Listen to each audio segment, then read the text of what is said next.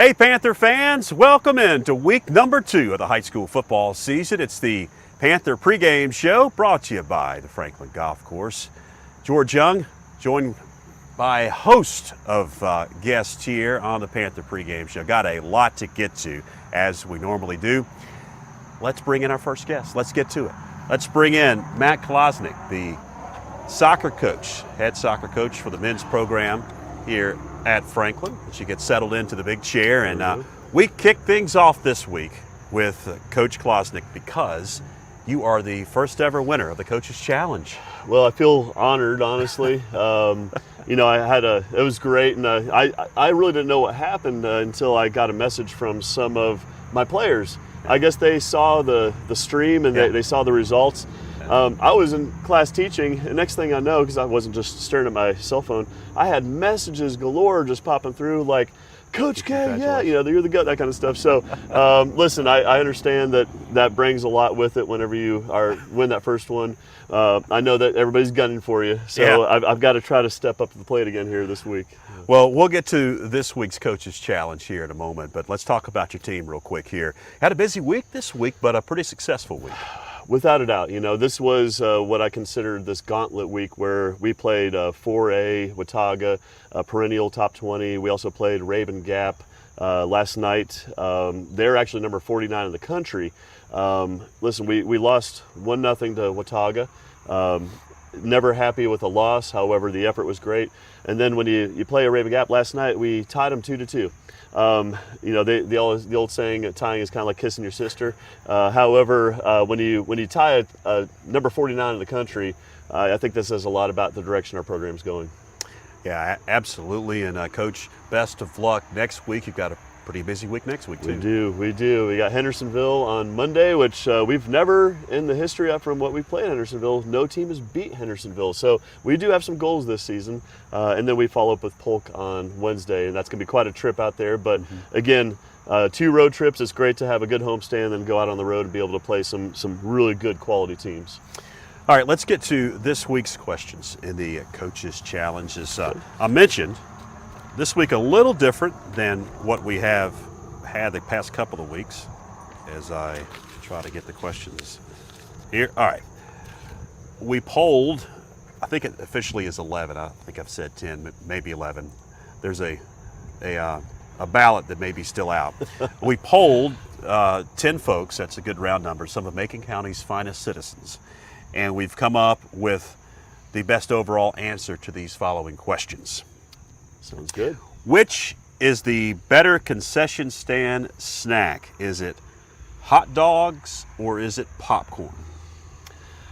Got to go with popcorn. Almost everybody loves popcorn. Which is the better football movie, American football movie? Remember the Titans or Rudy?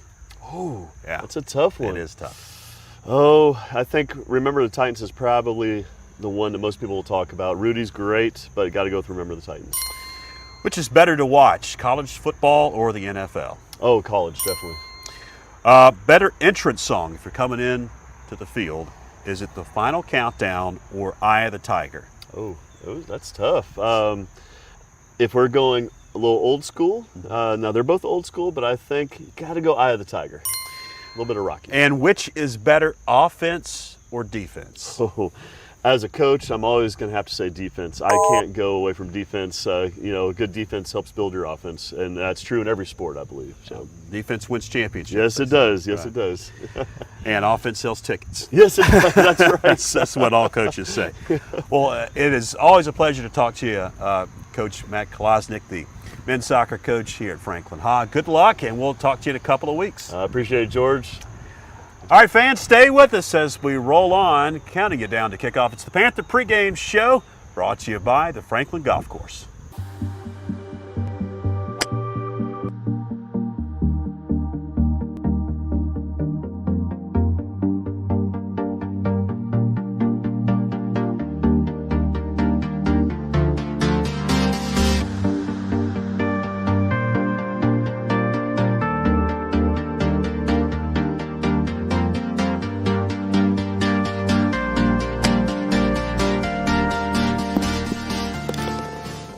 Back on the Panther pregame show brought to you by the Franklin Golf Course. George Young Going to be joined now by our next guest. We bring on Coach Becca Brooks, the First Lady of Franklin football, joins us. How's it going, George? Busy week for you guys this week. It has been a busy week. Thank God it's Friday Night Lights. We've been super busy this week, but isn't that what it's supposed to be? That's exactly Yes. right.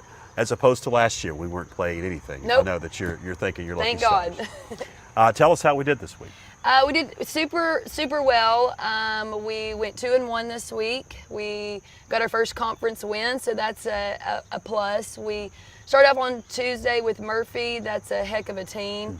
We played actually really well. I know if you look at the box scores and we lost 3 games, no one else believes that. I know how they played. I know what they poured into that game. We had a lot of mistakes on us that we could fix. It's hard to fix when you play 2 games back to back after that, but we really dug into film and really tried to break down the things that we need to fix and what time we do have. When we went to Swain on Wednesday, I just wanted them to really focus on the things we talked about. They did that. We played exceptionally well at Swain and took them down in 3 games, and then the most important is just turned around on last night, and East Henderson came over, and I just really wanted to reiterate fixing what we did on Tuesday, and they did that, and I was super proud of them. And next week, it's another busy week. Here we go. So we're going to go to Raven Gap on Monday. We had a switch in the schedule with Tuscola, so Tuesday will be no game for anybody. That's a good practice day. And then on Wednesday, we're going to invite the middle school over for their first home game, and they're going to play first, and then we're going to take on Tuscola after that. And then we're going over to Pisgah to play the Black Bears on Thursday. So, wow, what a week. Yeah, back-to-back conference games. Wow. And by the way, fans, we'll have the volleyball match on Wednesday. Yes, we're so Here on excited. FPSN. So excited. Well, Coach, last week we kicked off the Coaches Challenge, and unfortunately, I know, you didn't win. I'm a loser, and I'm not going to lose this week, so I'm ready. But congrats to Coach Klosnick. So that was awesome, but I don't like to be a loser. We changed it up just a tad bit this week. We, in Family Feud style, have polled 10 of Macon County's finest citizens. Okay. And we've come up with answers, and make sure that you choose what you think is the most popular answer okay. here.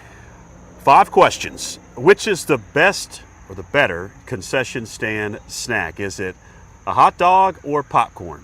Popcorn. Which is the better football movie? Remember the Titans or Rudy? Oh.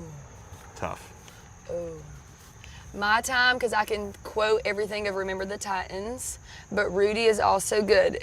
I'll ask you this, are they older people? It's a mix. Okay, I'm going to go with my favorite, even though it's polled, but Remember the Titans. Okay.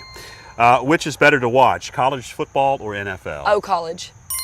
The best entrance song if you're coming into the stadium or coming into the gym. Okay. Is it the Final Countdown or Eye of the Tiger? Eye of the Tiger. Final one. Which is better, offense or defense?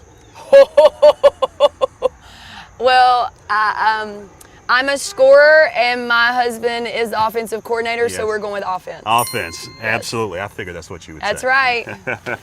Well, Coach Becca Brooks, as always, thanks for joining us here on the Panther Pregame. Thank you, and go Panthers. And good luck next week. Yes, thank you. Stay with us, fans. More to come as we roll on. We're coming for everyone this year. Hi, everybody, and welcome in to another night of Franklin Panther football. Yes, complete.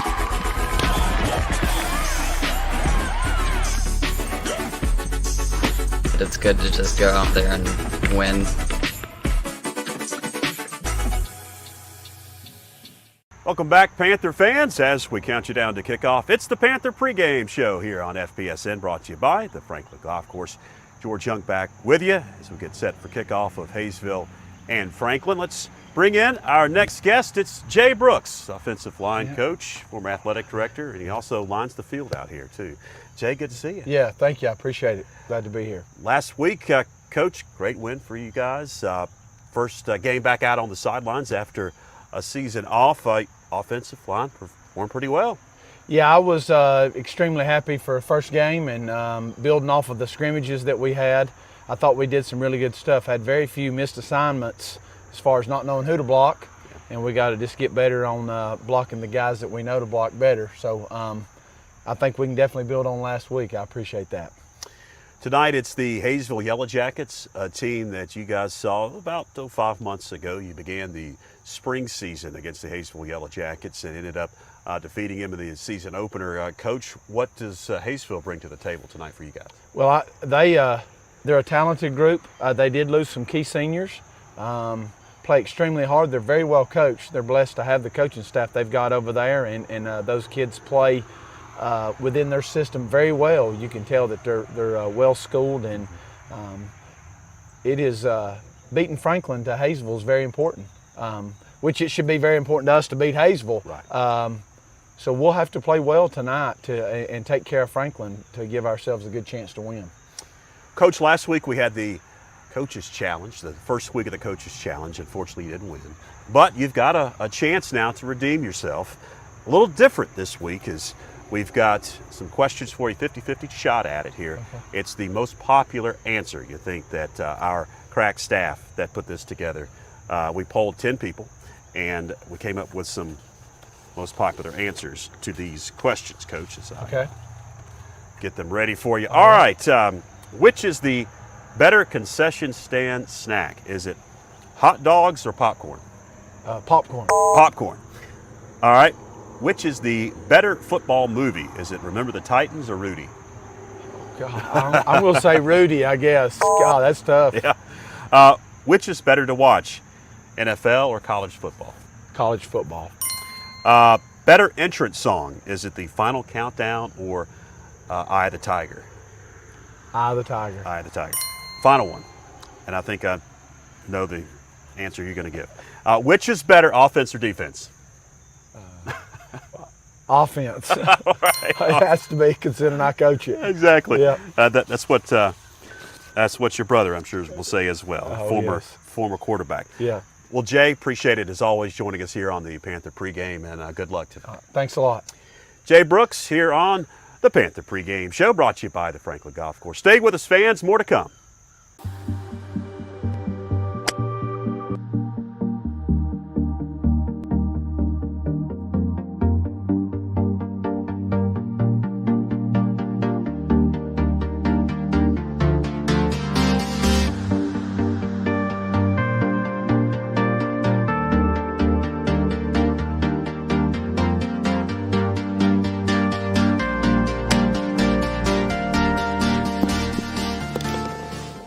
Welcome back, fans. Getting you set for kickoff. It's the Panther pregame show brought to you by the Franklin Golf Course. George Young back with you. And let's bring in our next guest, Athletic Director Matt Bradley joins us here on set. Also the defensive coordinator for the Panthers. Good to see you. Yeah, thanks, George. Great Thanks for having me back. week. Yeah, it was. That was a fun game. Sure was. That one goes down as one of the most fun I've had as a coach in a while. The defense really, I thought, was the story, Coach. And, of course, you're the defensive coordinator. There's a lot of talk about Murphy's offense coming into that one. They had been putting up a lot of points, and I know in the scrimmage that you guys viewed that Murphy had competed against Irwin. They were putting points up left and right, and you guys just dominated. Yeah, they did. The kids worked extremely well. They worked really hard last week, and Murphy's offense is a very eye-discipline offense. If you get your eyes in the wrong place, your head's going to spin off, and they're going to have a big play. All 11 kids on defense had their eyes in the right place, and that was the main focus of the week. And they did a really good job with that. I was very proud of them.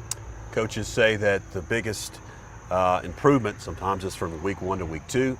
Tonight it's the Hayesville Yellow Jackets, a team you guys saw about 5-6 months ago to lead off the spring season. What can you tell us about Hayesville tonight? Hayesville has a very large, tall, athletic slot receiver tight end.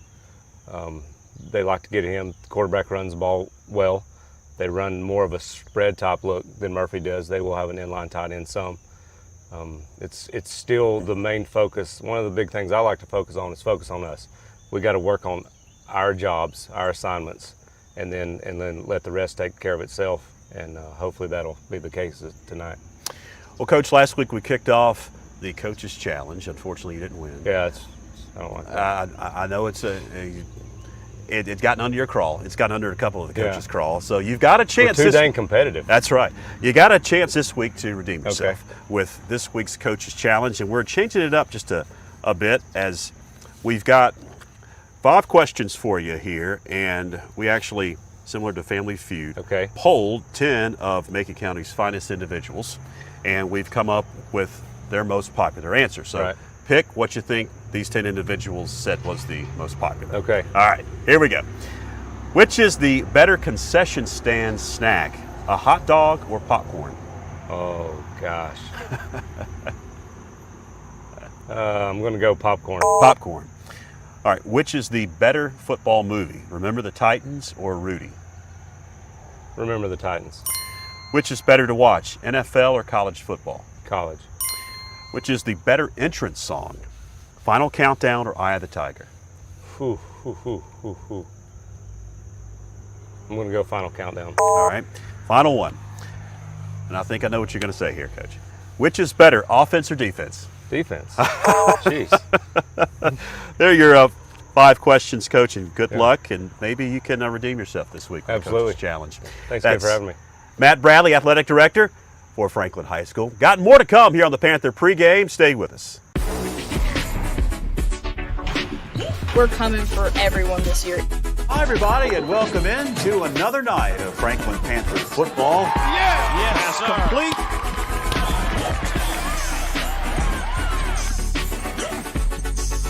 But it's good to just go out there and win.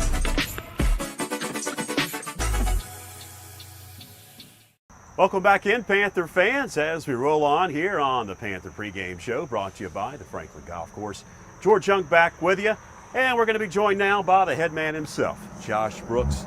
Going to come join us here on set as we get Morning, George. set for kickoff. And Coach, last week, it's the first week of the season, and I know with you guys as coaches, you just don't know what to expect. You've got a lot of experience, but it is the first game of the year.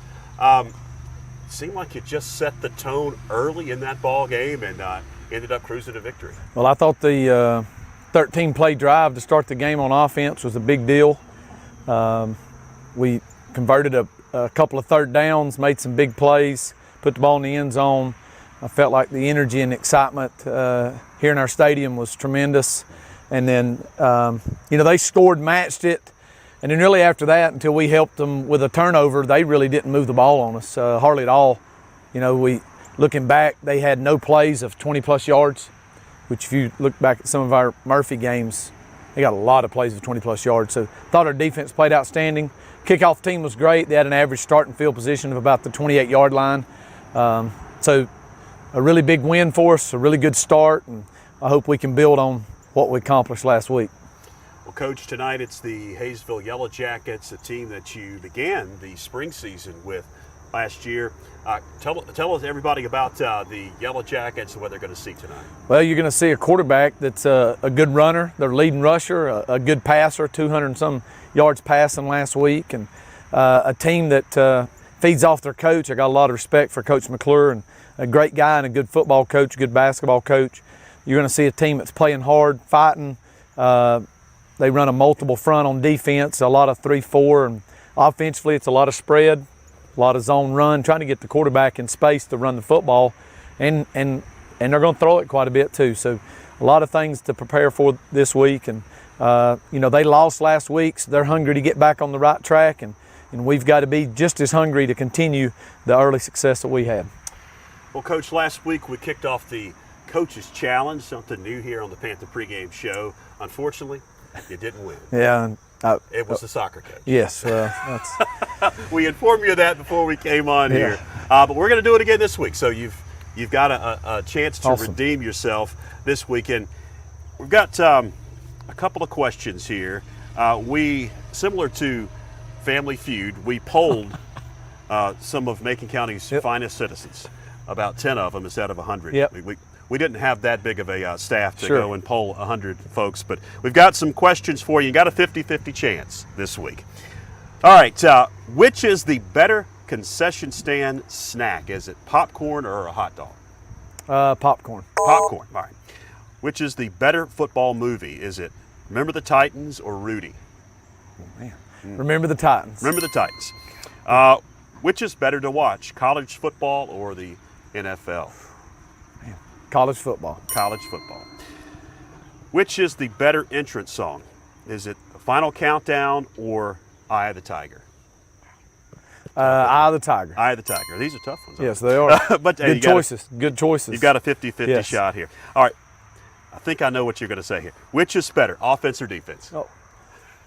Offense wins games, defense wins championships. But I've still got to say offense because I'm an offensive guy. Exactly. Former quarterback here. Yes. And I see you out there, especially in practice and sometimes in the pregame, out throwing some passes out there. So you've still got it, Coach. Well, good luck, and Yes. we'll talk to you in a few weeks. Hey, thanks a lot. Thanks for having me on. Josh Brooks, the head man for the Panthers. Stay with us as we continue to count you down to kickoff. The ball game's coming up in mere moments.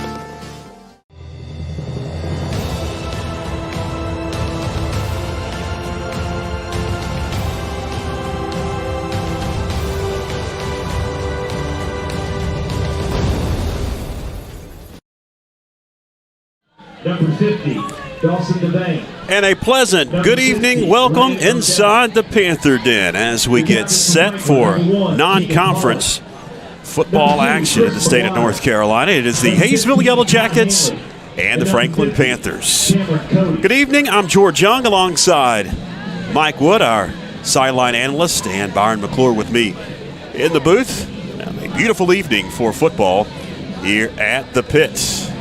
You see the captains meeting at midfield. Here's the live toss of the coin. Hayesville, you're the visiting team. You get to call the coin toss. Got a coin here, tails on this side. This logo is heads. Tails and heads. Good. Let it hit the ground. Before I flip it, you're going to call it, though. Tails. Everybody here, tails. Here's a head. Franklin has won the toss and elected to defer to the second half, so the Panthers will go on defense first against the Hayesville Yellow Jackets. These two teams come in after about 5-6 months. They met to begin the 2021 spring campaign, which seems like a long time ago. The Panthers ended up coming back from Hayesville and Clay County with a victory to begin the 2021 spring campaign. Hayesville last week lost to Inca in a very competitive ball game. The Panthers won against the Murphy Bulldogs 35-15 in a dominating performance defensively. Byron, we were talking about that here in the pregame before he came on, the fact that really defensively was a big surprise, shutting down a prolific Murphy offense. Is going to put up a lot of points this season. Well, you know, the offense was not too shabby. Christopher McGuire and Kellen Stiles, Ty Hanley, Braden Watts, those guys did a great job. Even had Davis Anders catching passes for touchdowns and Keegan Pollock offensively. But to me, when we walked away from the Panther pit last Friday, the story was that defensive line, and really some standouts for me, exceptional standouts, and really because they were nowhere to be seen prior to last Friday night. Israel Jackson stepped up big. Gabe Nickerson stepped up big on the defensive line. Keegan Pollock had 11 tackles at the linebacker spot, and a lot of that has to do with how well those guys were playing up front, but just a wonderful overall defensive effort. Before we start tonight's game, the Panthers come onto the field. So do the Hayesville Yellow Jackets, the band playing Rocky Top. Byron, here are your keys to victory. Yeah, tonight we've definitely got to win the turnover battle. That was a big part of last week's game, being able to be in the positive on the turnover situation at the end of the night, and really set the tone early. Win first down. Put these guys in a bad position, having to make big-time plays on second and third down. And, again, last week we had no big hiccups on special teams. It's a part of the game, a phase of the game that's often overlooked. We did well last week. Our kicker was exceptional. I went back and watched that film. Grant Adams also saved what was really a snap that could have went wrong, was able to hold it, and we got the extra point. So really a overall solid effort from special teams last week. Band heading off the field. We're about to have the opening kickoff. Couple of words before we kick this one off. Mike Wood, our sideline analyst. Beautiful night for football, ain't it? Yeah, George, down here talking to Coach Seth Adams, receiver coach. By the way, the first half opening kickoffs brought to you by Food Lion of Franklin. Teeing it up and kicking things away will be Munoz for the Panthers, as he has handled the kicking duties throughout the 2021 fall campaign. Back deep to receive for the Hayesville Yellow Jackets, it's Brian Davenport. And we're just about ready to get this one underway at the pit tonight. Munoz gets the signal as the sun sets. He approaches the football, and we are underway at the pit. Angles it far side at about the 5-yard line. Taylor McClure going to scamper up to the 26-yard line. That's where he's going to be hemmed in and dropped, and that's where the Hayesville Yellow Jackets will begin 1st and 10. Watch this Panther defense that was so good a week ago come back out here on the field, and like I said, George, in a little snippet of time, didn't have the chance to mention all those other guys out there on D. It was a solid effort through and through for this defense last week. They'll get a stiff challenge out of the Hayesville Yellow Jackets. Starting at quarterback, it's going to be Logan Caldwell. Very athletic and shifty quarterback in Caldwell. Looks like Hayesville wants to run some trickeration on first down. Ball's in the air, going to be caught on the ricochet in the air. Kyle Lunsford caught it after Taylor McClure bobbled it, and he's going to be hemmed in and dropped in Panther territory. There is a flag all the way back at the line of scrimmage. And I'll tell you, the 6'7" Jake McTaggart there gets the pitch backwards here from the quarterback. Watch him come from the slot, and he's setting up here, and he's going to throw it downfield. Used to play quarterback, actually, so that's why they put this one in. And the immaculate reception almost downfield. That's shades of the prayer at Jordan Hare. That's right. And it's coming back. Holding, going against the Yellow Jackets. Not a bad play call right out of the box if you're Chad McClure, though.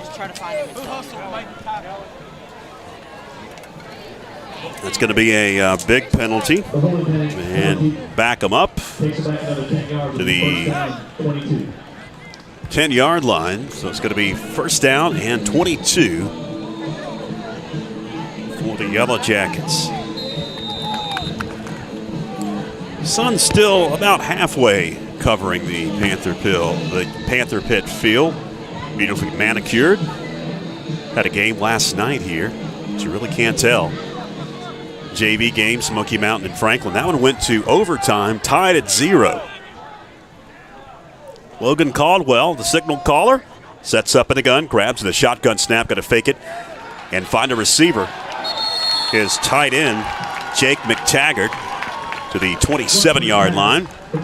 Second and about 10 coming up for the Hayesville Yellow Jackets. And he's going to touch it a lot tonight. Mike Wood, you're down there on the field. You can see why, I take it. Yeah, I was watching him warm up, number 44. Very athletic, got good size on him, strong legs. They'll be feeding him the ball tonight frequently. He holds quite a few Division I offers at this point. Caldwell sends a man in motion. Waits the shotgun snap. Looks to fire. Got a heave. Far side has a receiver again. Going after McTaggart. Did he catch it in bounds is the question. And they're going to say yes. Yes, he did. All the way down to the 37-yard line. First down for the Yellow Jackets. He is a big target for quarterback Logan Caldwell. Taggart on both sides of the ball. He's a tight end and defensive end. The senior, 6'6", 228. And he's every bit of 6'6". Maybe a little more. Caldwell again in the gun, has a wing right and left. He'll hand off right up the middle. Kyle Lunsford, maybe a yard. They'll stone him at the line of scrimmage. For that defensive line for the Panthers. No gain for Lunsford, second down. My guess is they're going to do that just to keep us honest. Looks like they like to throw it. Yeah, exactly. It looks like they're going to team up with 44. Good play there by our linebackers, Watts and Pollock, stuffing that hole in the middle. Under 10.5 left, opening quarter. Glad that you're with us on YouTube Live and Facebook Live. I'm George Young, along with Byron McClure, Mike Wood, our sideline analyst. Cast of thousands joining you tonight on YouTube and Facebook. As nothing doing for Taylor McClure as he goes off left side. Does gain about 3. Going to bring up 3rd and long for the Yellow Jackets. Inside the 35, they'll mark him at the 34.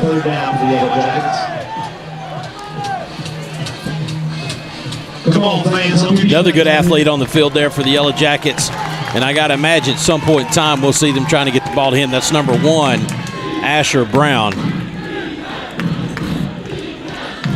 See what the Yellow Jackets and Coach Chad McClure dial up on 3rd down and 7. We'll spread the field with 3 wides. It's a motion to the line of scrimmage, and here comes the flag. It'll be a 5-yarder going against the Panthers. As into the neutral zone goes that line, and that's a flag in high school ball. Not in college, though. It'll bring up a 3rd and 2. Coach McClure 5-yard penalty. and Coach Jay and Josh went to Western Carolina together. Played football, and he's been at Hayesville for a long time, but just a couple of years as the head coach, and has got the program heading in the right direction. Sort of flipping the table on us there. We're usually the team able to get that 3rd and short from a offsides penalty. Caldwell grabs the snap, bobbles it, and has to fall on it. Still on the carpet. Who's got it? Braden Watts comes out with it. It's Panther football. Mike Wood, you got a field level view. Braden did a pretty good job of getting to that ball. I thought it was already under the white jersey. Yeah, it looks like the quarterback was looking to run left quick before he saw the ball. Bobbled it and then bobbled it again. A big 14. Watts dives on it for a Panther turnover. The Panthers, after the turnover, set up shop at the 37 of their very own as Christopher McGuire and company will set up shop on 1st down. McGuire drops in the pocket, still looking down, looking to fire, has the receiver, and it's at the feet of Grant Adams at about the sticks. 2nd down. 8 minutes, 55 seconds left in the opening quarter of action. 2nd week of the high school football season here in the state of North Carolina. And the COVID issues continue for many area teams. Pisgah and Inca, team that Hayesville lost to last week, was canceled this afternoon about 3 o'clock because of COVID issues with Inca. So Pisgah yet to play a football game. Of course, all the flooding and the tragedy happening in Hayesville, or in Haywood County. Pisgah yet to play a football game as Braden Watts gets a couple on 2nd down. Going to bring up a 3rd and long now for the Panthers. 3rd down and 7. This is where you want to look for quarterback Chris McGuire. He's been teaming up with number 1, Keegan Pollock. Scrimmage in the first game. They've had good connections here. Probably run a route just to get enough for the 1st down. And then obviously we got Grant Adams out there with great speed, great hands.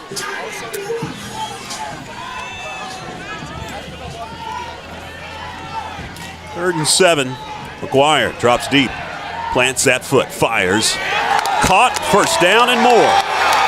Keegan Pollock all the way down to the 42-yard line. Move the chains for the Panthers. Keegan has emerged and positioned himself to be that go-to guy, Mike Wood. Yeah, you can see Chris McGuire, number 2, coming out of center looking for him.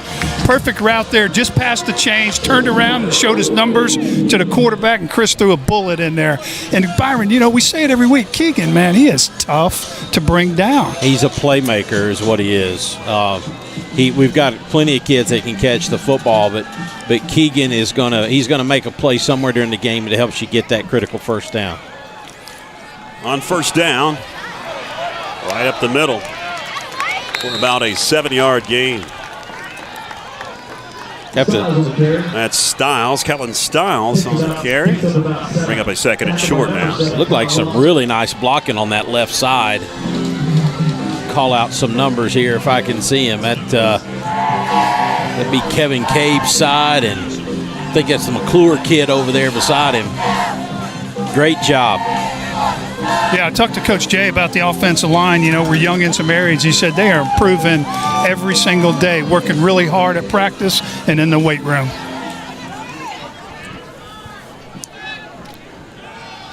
Braden Watts, a bulldozer, picks up the first down and eventually dropped it about the 30-yard line. That'll move the chains once again, and that offensive line is flexing its muscle early on here in the first quarter.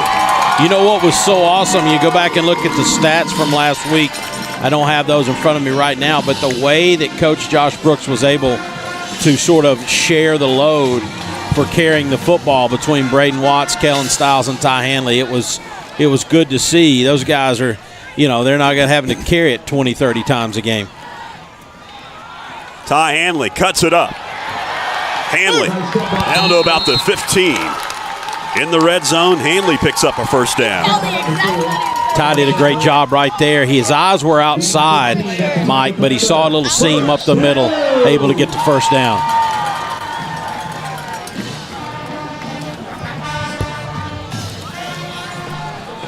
Down to the 14 officially. 1st and 10. So we approach 6 minutes left here in the opening quarter. Hanley going to shift now, wing right of Christopher McGuire. He's going to get the call. Hanley cuts it out, has some green grass, turns the corner. Hanley takes on a defender, into the end zone, touchdown Franklin. Ty Hanley 14 yards out, and the Panthers strike first at 6-0. Man, great formation there, strong left, had the lead blockers, Anders and the tackle leading them. And you know, when Hanley gets running downhill, it's all over.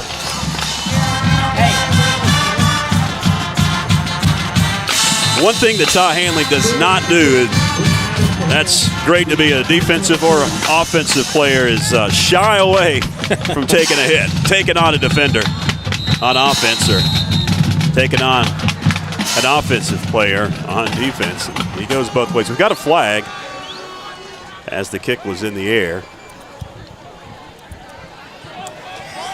Coach Josh always likes to decline these because the kicker and the holder in the center work from this distance every day at practice. So he'll probably, decline it. Man, what great hands by Grant Adams, number 11 there on that snap, huh?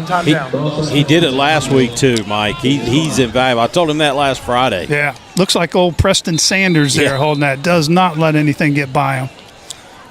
Munoz puts his foot into it. It is up, and it is good. Splits the uprights.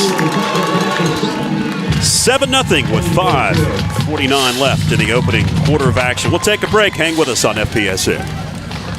Located at 461 Highlands Road in Franklin, Carolina Junction Power Equipment is your local stop for lawnmowers, blowers, chainsaws, weed eaters, and all parts and accessories. Carolina Junction Power Equipment is also your local power sports dealer. They sell Can-Am side-by-sides and ATVs, plus have a full service shop for all of your power equipment and power sport needs. Give them a call at 828-369-9655 or come by today to see the largest selection of inventory around. Welcome back, fans. Munoz has teed it up. He's about to kick it away to the Yellow Jackets, their second offensive possession. Panthers took the turnover after the Yellow Jackets had driven in on the 40-yard line and put it in the end zone to make it a 7-0 Panther advantage here in the opening quarter. Munoz gets the signal from the official. and he sends it fairly deep. Bobbled, going to be picked up.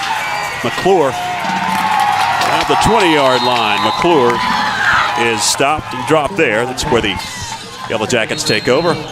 Do have a flag. Let's check the mark. It's right at where McClure was tackled at about the 19-yard line. Yeah, he threw it. He was on the side, Judge. He threw it pretty violently towards the middle of the field. So I don't know if it was spearing or face mask, but it was something. Hey, Mike, you know, while they sort this out, Matt Corbin's pretty good at pulling teeth, cleaning teeth, filling cavities, but he's pretty good at coaching kickers too, isn't he? Boy, he's great. You know, he puts time and effort in it. We had a chat before the game talking about Munoz, how he is progressing. And Matt said, you know, it's so much fun to work with him, pass on the experience. He was a college kicker. And he says, you know, when I was going to school, I didn't have a mentor like that. So it means a lot to him to pass that on. And Dr. Matt Corbin's a great guy. I'm so glad he's part of this program. Block in the back on Hayesville. It's going to back him up 10 yards. Push it inside the 15 to about the 10-yard line.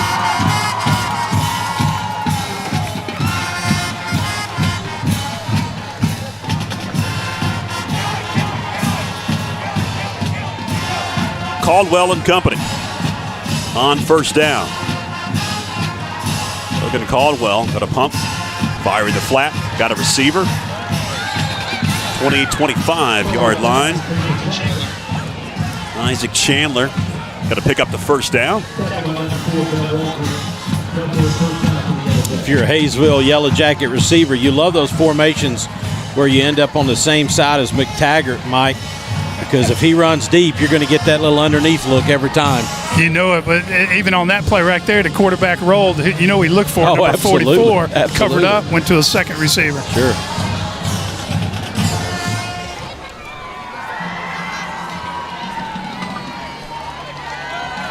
Low snap, Caldwell secures it, hands right up the middle. It's Lunford for about 6 yards. Bring up a second down, about 4 for the Yellow Jackets. And Mike, McTaggart hasn't been on the line of scrimmage yet, has he? I have not seen him. Yeah.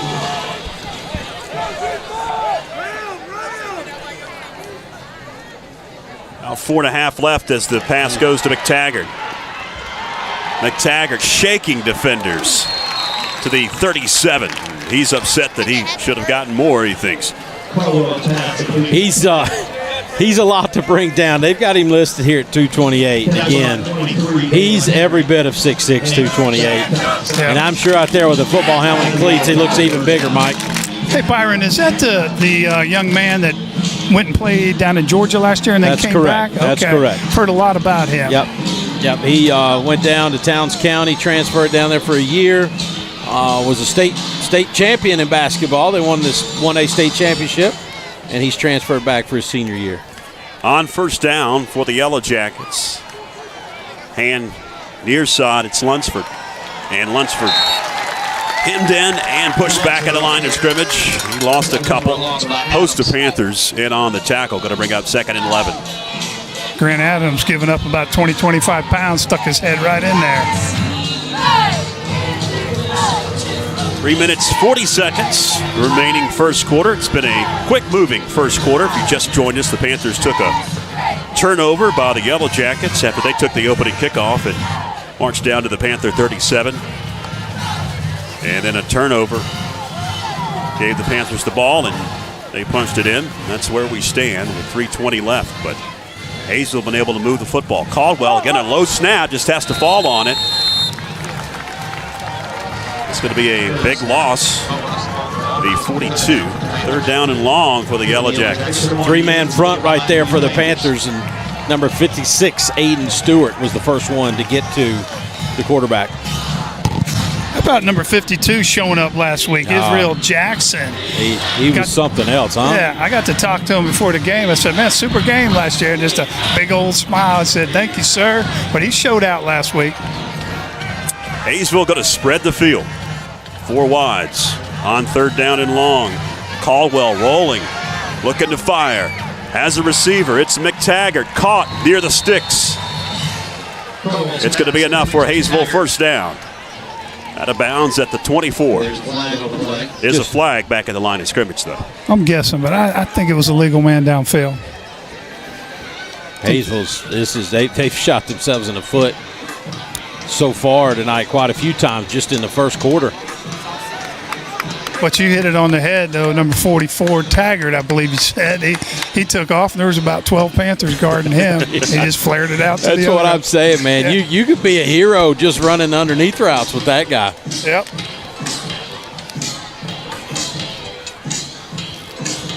They're still discussing the penalty.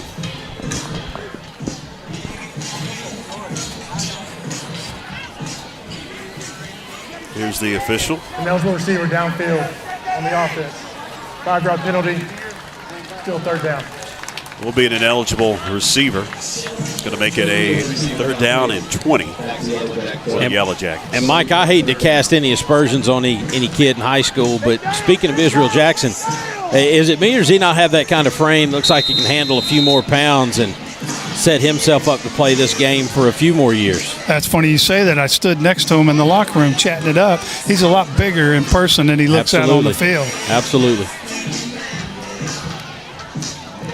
You love to see a kid get the opportunity and then take advantage of it, you know? Sure, no doubt. I'm just hoping last week was his coming out party. Timeout on the field. Hayesville wants to talk it over. We'll take a break. Hang with us on YouTube Live and Facebook Live. Sport Zone is your everyday low-price sporting goods supplier. We have the sports gear every athlete needs to be successful, from cleats, equipment, and protective gear to complete uniform sets. We even offer screen printing, laser engraving, and embroidery, as well as sublimated printing right here in Franklin. Don't race out of town to find the performance gear you need. We've lowered our prices throughout the store to give you the opportunity to shop local and score big. Come see us at Sport Zone.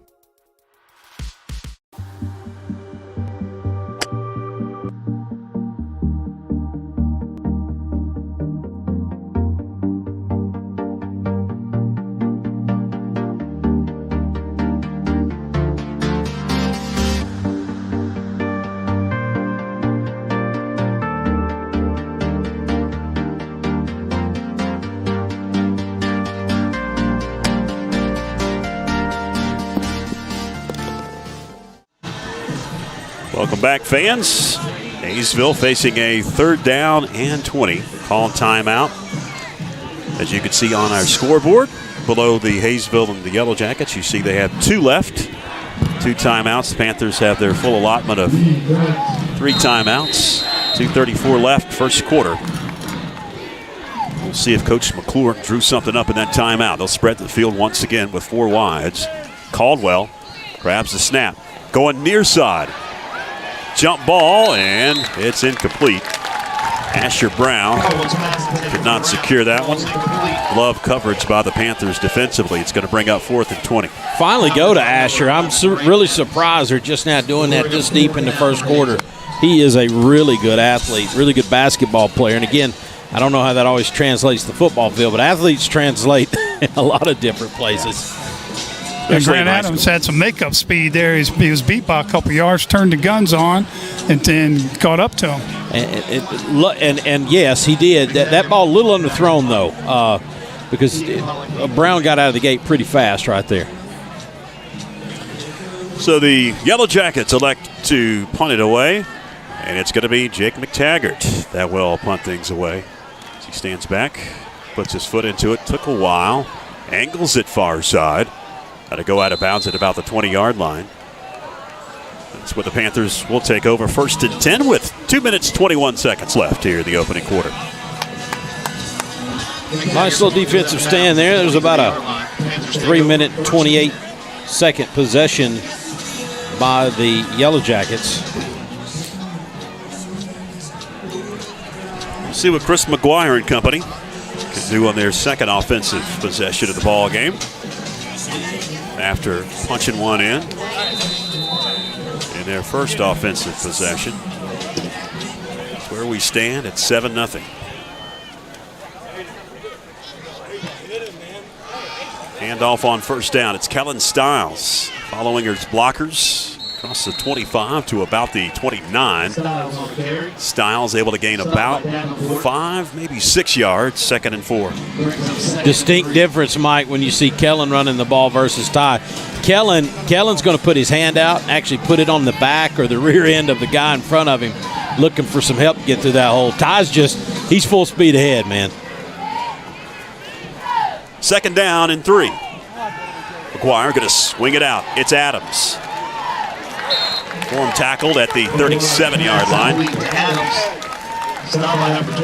Taylor McClure with the tackle. First down for the Panthers. Marking at the 37 as we tick towards 1 minute and 40 seconds remaining here in the opening quarter. Glad you're with us. George Young, Byron McClure, Mike Wood, Clinton Taylor, executive producer, Jasper Mudge, Philip Angel on cameras tonight. Not as many camera operators. We had a busy week, but we are doing a fantastic job. It's amazing. Trying to get some folks to help you out.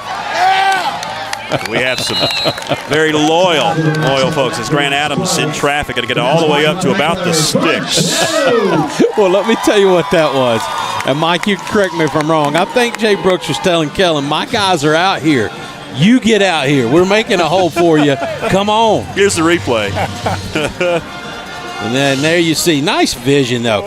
And Kellen, just like his brother, you mentioned it last week, he really sees the field when he runs, Mike. He does. He's got great feet. And, in the scrimmage, go ahead. 1st and 10. Swing it out. Far side this time. It's Keegan Pollock, juking and jiving. Pollock going to be able to pick up at least 9, maybe 10 yards. Keegan Pollock. I love him to death. I just wanted to put that football closer to his body, Mike.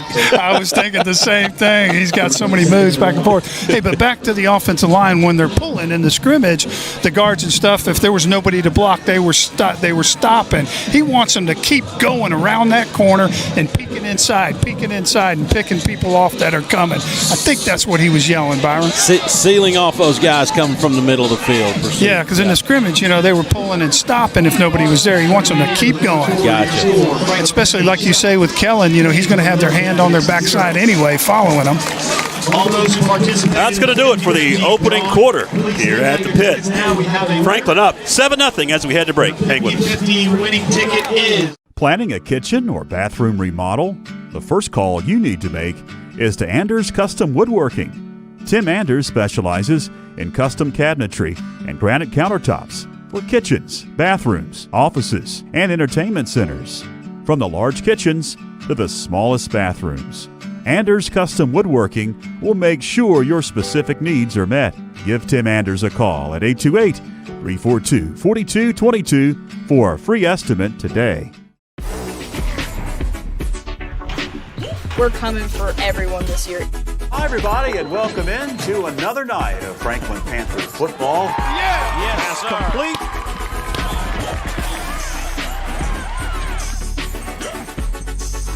But it's good to just go out there and win.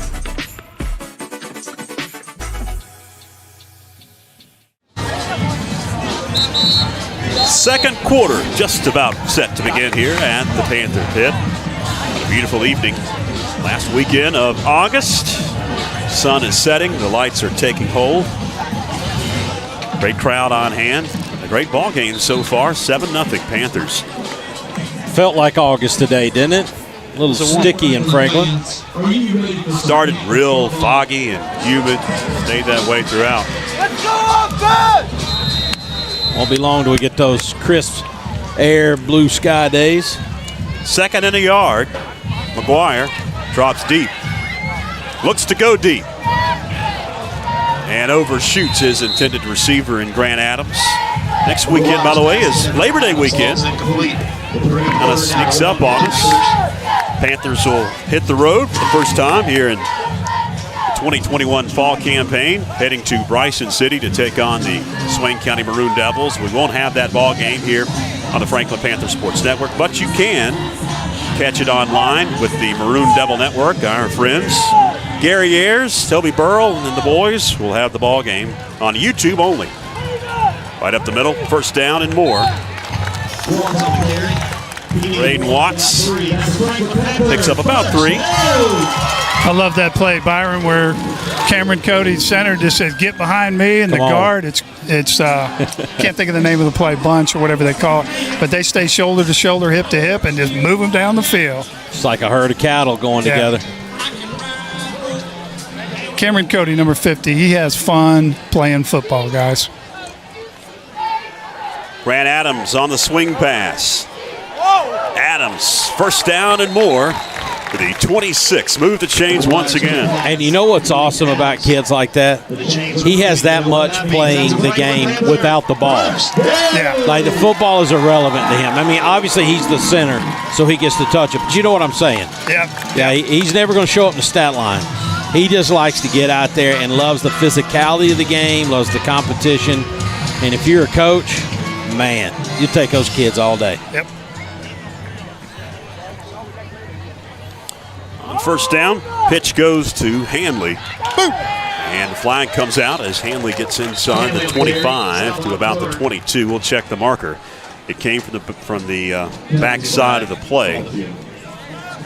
That's usually a hold there, isn't it? Usually a hold, and when things get bunched up like they did right there, and then the crowd leaves you, and that guy's turned sideways, if you got a hand around the front, you're usually going to get a flag. And I think that's what just happened. It might have been Davis Sanders.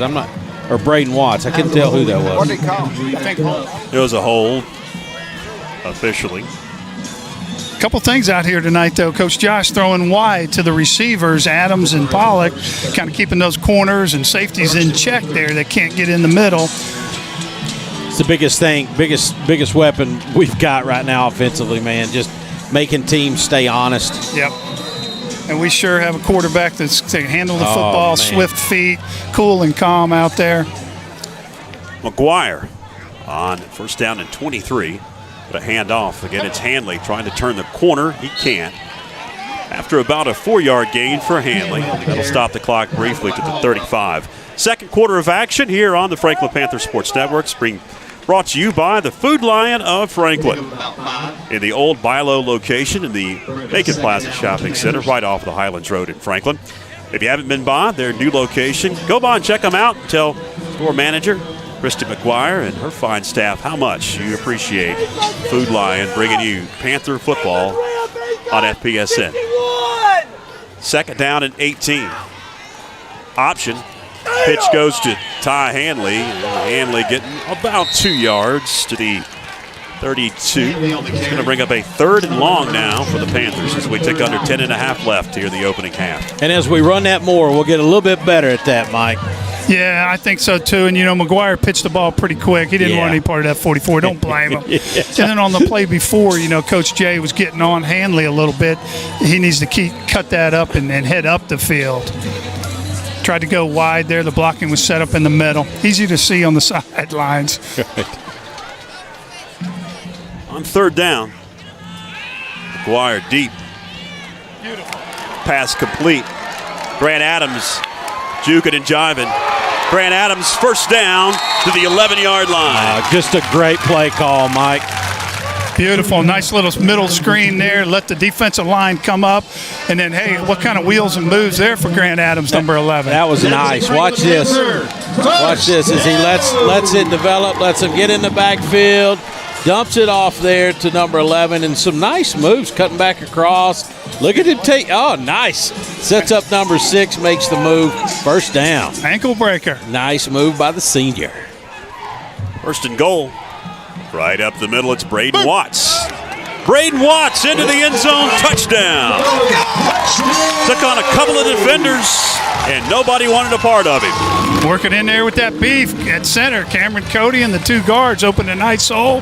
And then on the replay, you'll see Watts just blew up the backer, scored 6 for the Panthers.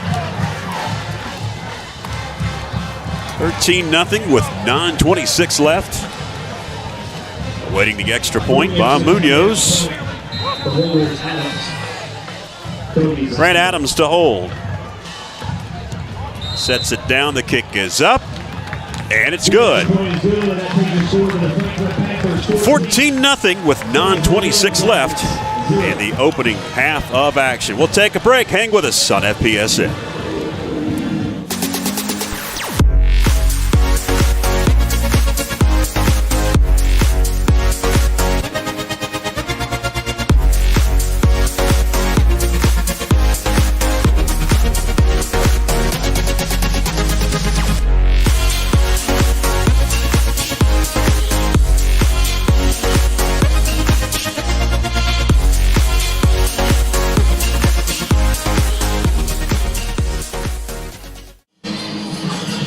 Welcome back. 14-0, your new score as Munoz has teed it up. He'll kick it away to the Hayesville Yellow Jackets. Back deep to receive Brian Davenport. He's the deep man at the 9-yard line for Coach Chad McClure. The Hayesville Yellow Jackets. Munoz has got the official's signal. Here's the whistle. Sends that one deep. Going to be Davenport on a hop. Nope, he lets it go by. Touched it. And it's into the end zone for a touchback. Pretty close there. I think he got fingertip on it, did he? We'll see if Clinton Taylor's got that. No, we don't have that replay. Don't have that. Clinton's like, nope. I think he's had all the other ones. That's why I came to you, man. Honestly, there's a Mission Sports Medicine tent that I think got in our way down here. Yeah. They've got an angle that's right on top of that. Well, I watched the game last Saturday after last night, and man, hats off to the film crew here. They're fabulous. They're awesome. We're building a team here. Still looking for that on-field reporter. Yeah. Well. Still taking applications. Applications for play-by-play guys, too. You don't know it yet, but this is your last season, Byron. Oh. We got it. Whistles and a flag comes out. Everybody knows I'm kidding, Mike. Our energy, our expert. We'll just save it for that podcast. That's all. Yeah. Encroachment on the defense. What did we refer to you? The hype man? I don't know, but I enjoy it, you know. We have fun, don't we? You do anything in the public eye, you're going to have critics, but, Absolutely. man, I enjoy what I do down here. There's no telling me people make fun of us, and guess what? We haven't cared yet, have we? 1st and 5 after the encroachment on the Panther defense. A sandwich sack. Host of Panthers in there. That was Stiles and Jackson in there, pounding on them. Logan Caldwell, 5-yard loss on the sack. Back to the 20-yard line. Ciao, Panthers! Nice replay here. Look at that. Oh, that didn't feel good. Number 52 back at it again. Hey, I will tell you this, guys, Mike. Ran into a guy by the name of Phil Drake this week. First thing he did, come up to me and said, man, I watched the game last week. You guys were awesome. You reckon his opinion matters? Very much so. 2nd and 10. Caldwell grabs the snap, hands right up the middle. And the scrum for a couple. Going to bring up a 3rd and long. Kyle Lunsford on the carry. As we tick towards 8.5 left here in the second quarter. 3rd and 7 for the Yellow Jackets. You're Chad McClure. You're in a precarious position, though. If you start trying to throw this football too much and can't complete it, Mike, you can make it a long, long night for you and your team. Spread the field. It's a 4-wide set on 3rd and 7. Caldwell send Brown in motion. Caldwell slips as he was trying to plant. It looked like throw across his body. That'll be a sack. I'm sorry, George. I was just going to say, great job defensively. I couldn't tell who the corner was, but we had a man over there to help him, didn't we, Mike? Yes, we did. I didn't catch a number either. I was watching the flow of the quarterback, but it looked like he was going to try to throw back across the grain to big 44. We're gonna take our chances and let him throw it somewhere else because we don't have a cornerback that can go up there with 44. It's Jake McTaggart that's going to drop back to his 5-yard line to kick it away. Pollock, along with Adams, will stand at about midfield awaiting the McTaggart punt. It's in the air. Nice one. It's Pollock at the 48 of his very own. Nice move. Pollock, 30, spins out of bounds at the 29. Egan Pollock sets the Panthers up with great field position in Hayesville territory. Nice move. And, you do appreciate the fact about Keegan. Every opportunity he has to help his team, he wants to make a big play. Yeah, and you know what's unique about that? In Franklin Panthers, we've been here forever, and we usually fair catch all punts to keep safe. And it's kind of nice to see Keegan run that one. 7:10 left. First half coming up at the half. We'll have the complete halftime performance by the Panther Marching Regiment. McGuire takes off, outruns McTaggart, out of bounds at about the 24-yard line. Nice gain by Christopher McGuire on first down. Going to bring up a 2nd and short. Christopher's quick enough, but if you need any motivation to get quicker, turn around, look to your left, and see 44 coming at you. Yeah. One thing I do like, though, like you said last week, he's smart. He's getting out of bounds, taking care of his body. We need him for 10, 11 long games. Absolutely. 2nd and 4, gain of 6 for Christopher McGuire as he got out of bounds on the far side. 7:02 left in the second. Shotgun for Christopher. Grabs that snap. Gonna run reverse. It's to Pollock. Pollock gets as much as he can. And it's McTaggart on that tackle. He chased him back inside. 3rd and about 3. Pretty good discipline. Sorry, Byron, go ahead. Oh, yeah, that's exactly what I was getting ready to say. Go ahead. Pretty good discipline by the defensive end there. You got to hold your position. If he takes off flowing towards the ball, Keegan's around the end for 6. Standing right there. Keegan was going to try to make a move, but that's the thing I can tell you about Jake, just personally. Not only is he 6'6", 6'7", he has a wingspan and a big set of mitts that he can throw out there and make tackles. 3rd and 3. Hanley. Flag comes out. First down for Hanley. In traffic to the 7-yard line. But right at the line of scrimmage, there is a flag. I missed that. You see it, guys? Did not. I was actually watching their second level there. There's the replay. Jay's down here yelling high-low or something like that. I didn't see it. I see it now. I see. Yeah, it was a high-low block on Franklin. Yep. And immediately the flag came out. While they discuss the second quarter, it's being brought to you by the fine folks of the Food Lion of Franklin, Macon Plaza Shopping Center. Easy, fresh, and affordable. It's the Food Lion of Franklin. Still 3rd down. Missed the last part of that. It is going to go against the Panthers. Chop block. Yep. That's a biggie. And that's going to bring it all the way back to the 37. It's going to be 3rd and 18. Changes the look of things. And in all actuality, probably didn't have a ton to do with the play.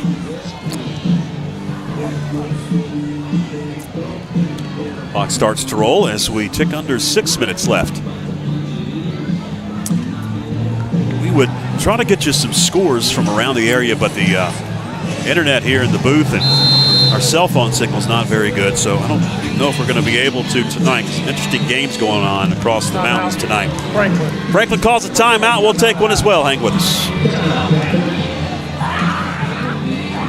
Located at 461 Highland Road in Franklin, Carolina Junction Power Equipment is your local stop for lawnmowers, blowers, chainsaws, weed eaters, and all parts and accessories. Carolina Junction Power Equipment is also your local power sports dealer. They sell Can-Am side-by-sides and ATVs, plus have a full service shop for all of your power equipment and power sport needs. Give them a call at 828-369-9655 or come by today to see the largest selection of inventory around. Sport Zone is your everyday low-price sporting goods supplier. We have the sports gear every athlete needs to be successful, from cleats, equipment, and protective gear to complete uniform sets. We even offer screen printing, laser engraving, and embroidery, as well as sublimated printing right here in Franklin. Don't race out of town to find the performance gear you need. We've lowered our prices throughout the store to give you the opportunity to shop local and score big. Come see us at Sport Zone. Welcome back, fans. Franklin calling timeout. They've got 2 left. Talking it over as a 3rd down and 18 is facing Christopher McGuire and company. They'll send trips to the near side as McGuire settles under center. But to flare it out, complete. Watch out. 30, 28-yard line. Dalen Henry out of bounds after about an 8-yard gain.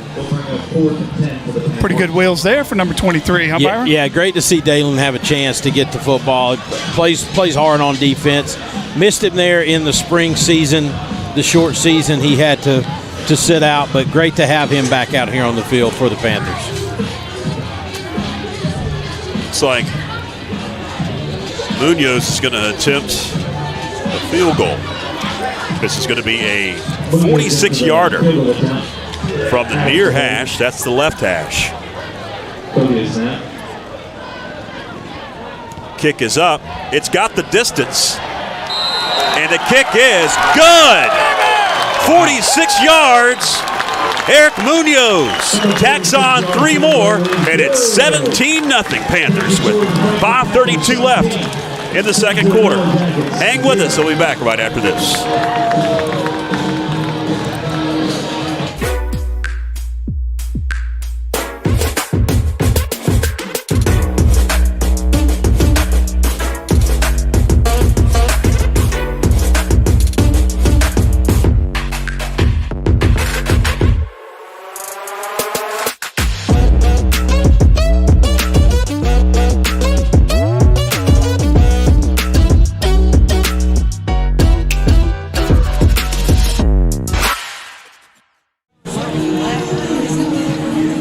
Munoz, 46 yards.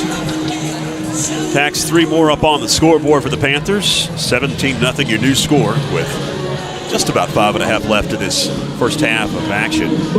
We were talking in the break, and Mike was commenting how excited Josh Brooks was after that 46 yards.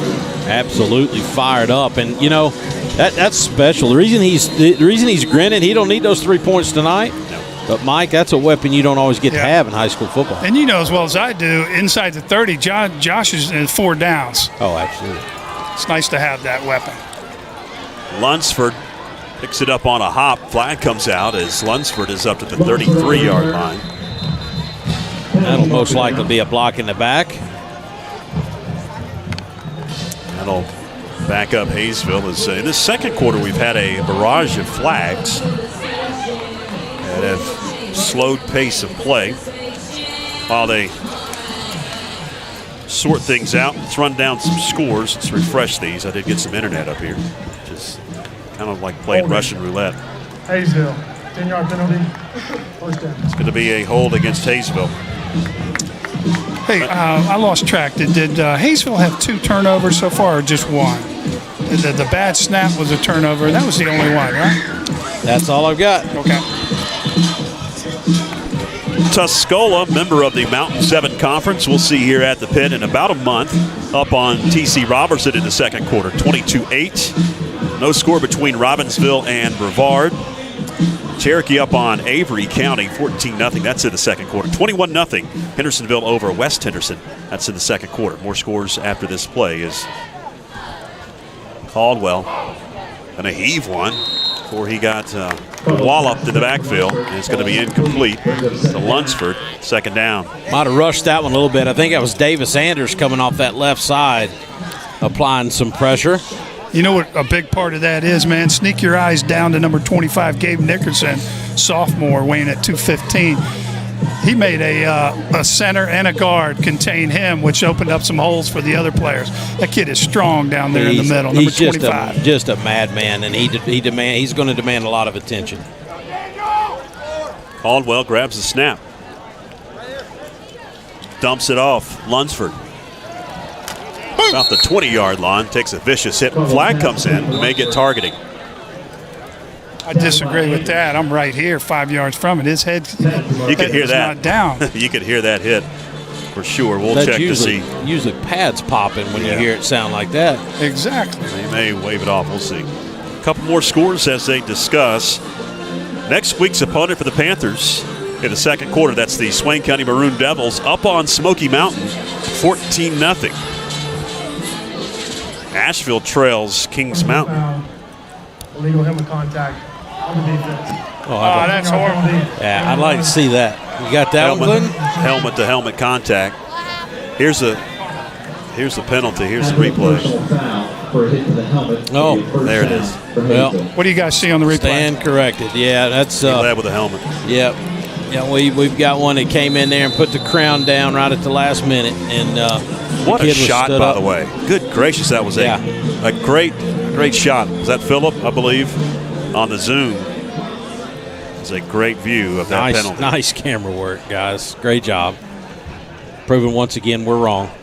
1st and 10. Pass complete. On a 6, maybe 7-yard gain for Taylor McClure. That'll keep the clock moving. We're down to about 4.5 left in the second quarter. Make it a 7-yard gain. 2nd and 3 coming up. Hayesville working quickly. Logan Caldwell, high snap, secures it. Hands to Lunsford. And he's going to be close to the sticks. Right at the 45. I think he's got enough. He will. That'll move the sticks for Hayesville. Hayesville desperately wanting to make something happen right here. They're going to kick it off to us in the second half. So with just a little over 4 minutes to go, they'd at least like to hang on to it.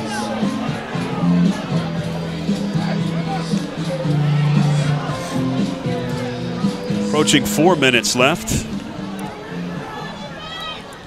Caldwell a race near side, still looking downfield now. Tucks gets sacked. Keegan Pollock will get awarded that sack for a 4, maybe 5-yard loss. Push it all the way back to the 41. Byron, what's the fastest way to get somewhere in a straight line, right? Straight line. Oh, Keegan Pollock, Here man, comes he Pollock. just took off. Boom. Boom. Speaking of which, we did fail to mention in last week their defensive superstars. Daniel Inslee was impressive. Wasn't he number 3? Fantastic. And number 4 stood out. Ben Waldrew, to me, had great game. Absolutely. Under 3.5 left. Hayesville spreads the field. Low snap for Caldwell. Being chased. Heaves one incomplete. Brown was the intended man. And that caused by Keegan Pollock. Keegan got up there and timed it up perfect. I'm telling you, he has such excellent instincts about the ball, whether it be a football or basketball. If we had that on replay, watch him come up and just time perfectly and shoot the gap and get back in the backfield, and he really starts that whole sequence. And he got knocked down, did a little barrel roll and back up. Hey, I don't remember if we mentioned last week, but his dad played for the Panthers. Check mark. 3rd down and 14. 3:09 left as Logan Caldwell again will kind of spread the field. And going to race to the far side. Now plant that foot, heave one down the seam. And it is going to be caught. Racing free, Chandler. And he's going to score for the Hayesville Yellow Jackets. Some plays were just better than others. Number 4 went up and got that ball away from the defender. I believe this guy we're just bragging on, Ben, but pretty good coverage. Just went up and got it. 6 for Hayesville. Isaac Chandler climbed the ladder. Nice pass by Caldwell. Had 2 receivers in the same location. Candler was able to secure that one, and it was an easy 6 after that. 17-6, waiting the extra point on the Yellow Jackets. And it's going to be Isaac Chandler to attempt the point after touchdown out of the hold of Taylor McClure. Snap is back, kick is up, and it's good. 2:58 left, second quarter. Your new score, Franklin 17, Hayesville 7. Take a break, hang with us. Located at 461 Highland Road in Franklin, Carolina Junction Power Equipment is your local stop for lawnmowers, blowers, chainsaws, weed eaters, and all parts and accessories. Carolina Junction Power Equipment is also your local power sports dealer. They sell Can-Am side-by-sides and ATVs, plus have a full service shop for all of your power equipment and power sport needs. Give them a call at 828-369-9655 or come by today to see the largest selection of inventory around. Sport Zone is your everyday low-price sporting goods supplier. We have the sports gear every athlete needs to be successful, from cleats, equipment, and protective gear to complete uniform sets. We even offer screen printing, laser engraving, and embroidery, as well as sublimated printing right here in Franklin. Don't race out of town to find the performance gear you need. We've lowered our prices throughout the store to give you the opportunity to shop local and score big. Come see us at Sport Zone. Welcome back. Second quarter brought to you by Food Lion of Franklin. Hayesville scores on a bomb to Chandler from Caldwell. 58 yards to make it a 17-7 Panther advantage. And it's going to be Isaac Chandler, who just caught that touchdown, to kick it away. Squibb picked up by an up man at about the 30-yard line. Ball popped loose, and it looks like Hayesville has recovered.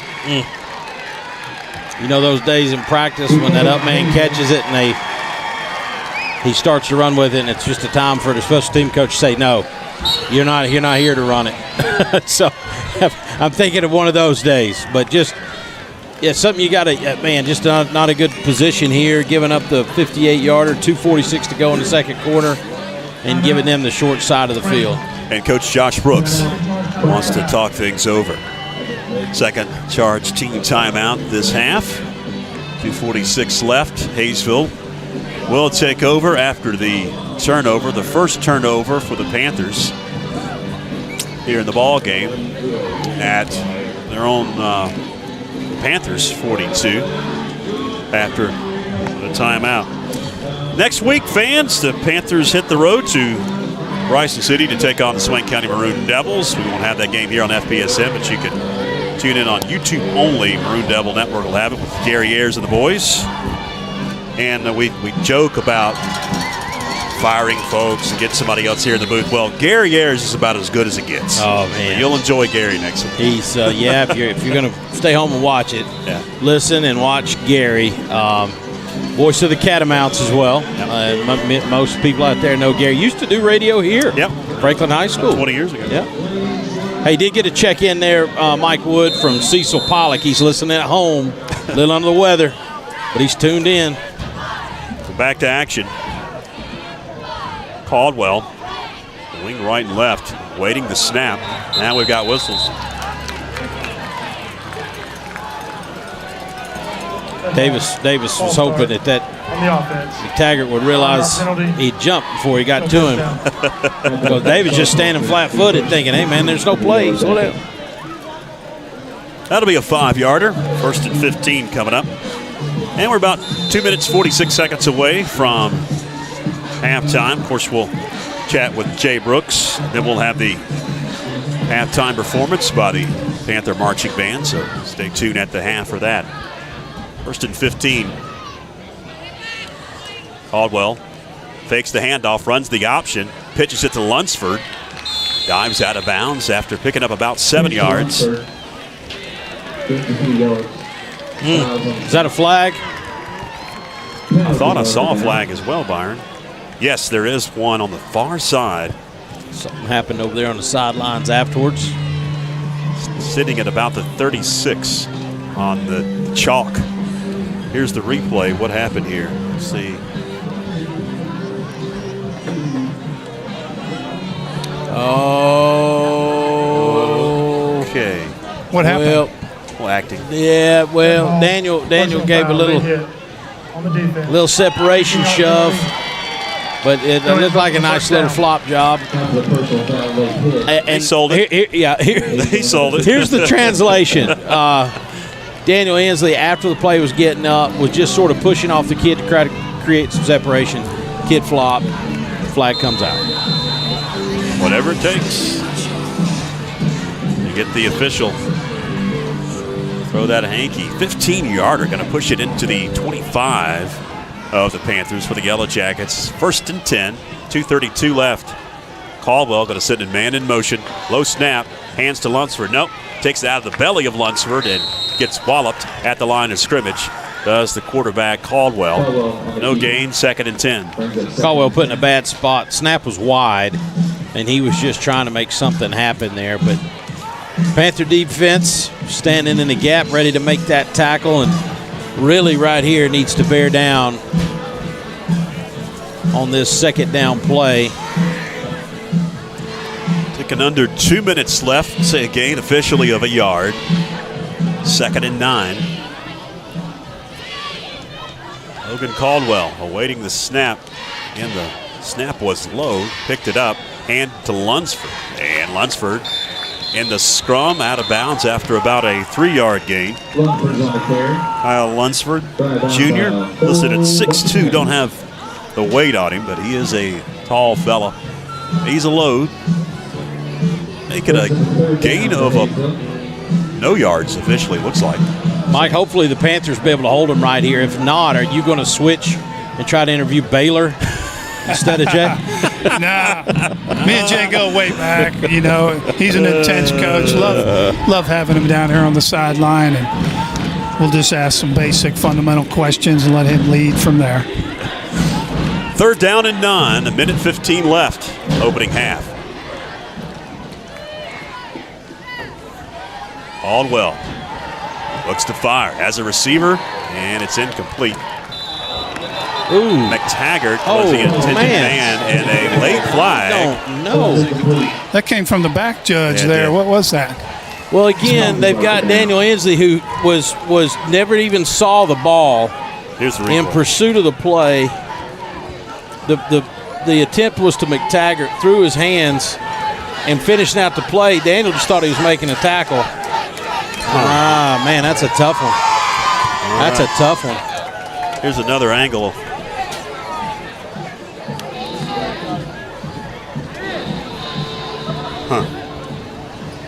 Are they still discussing? Have they officially made the announcement?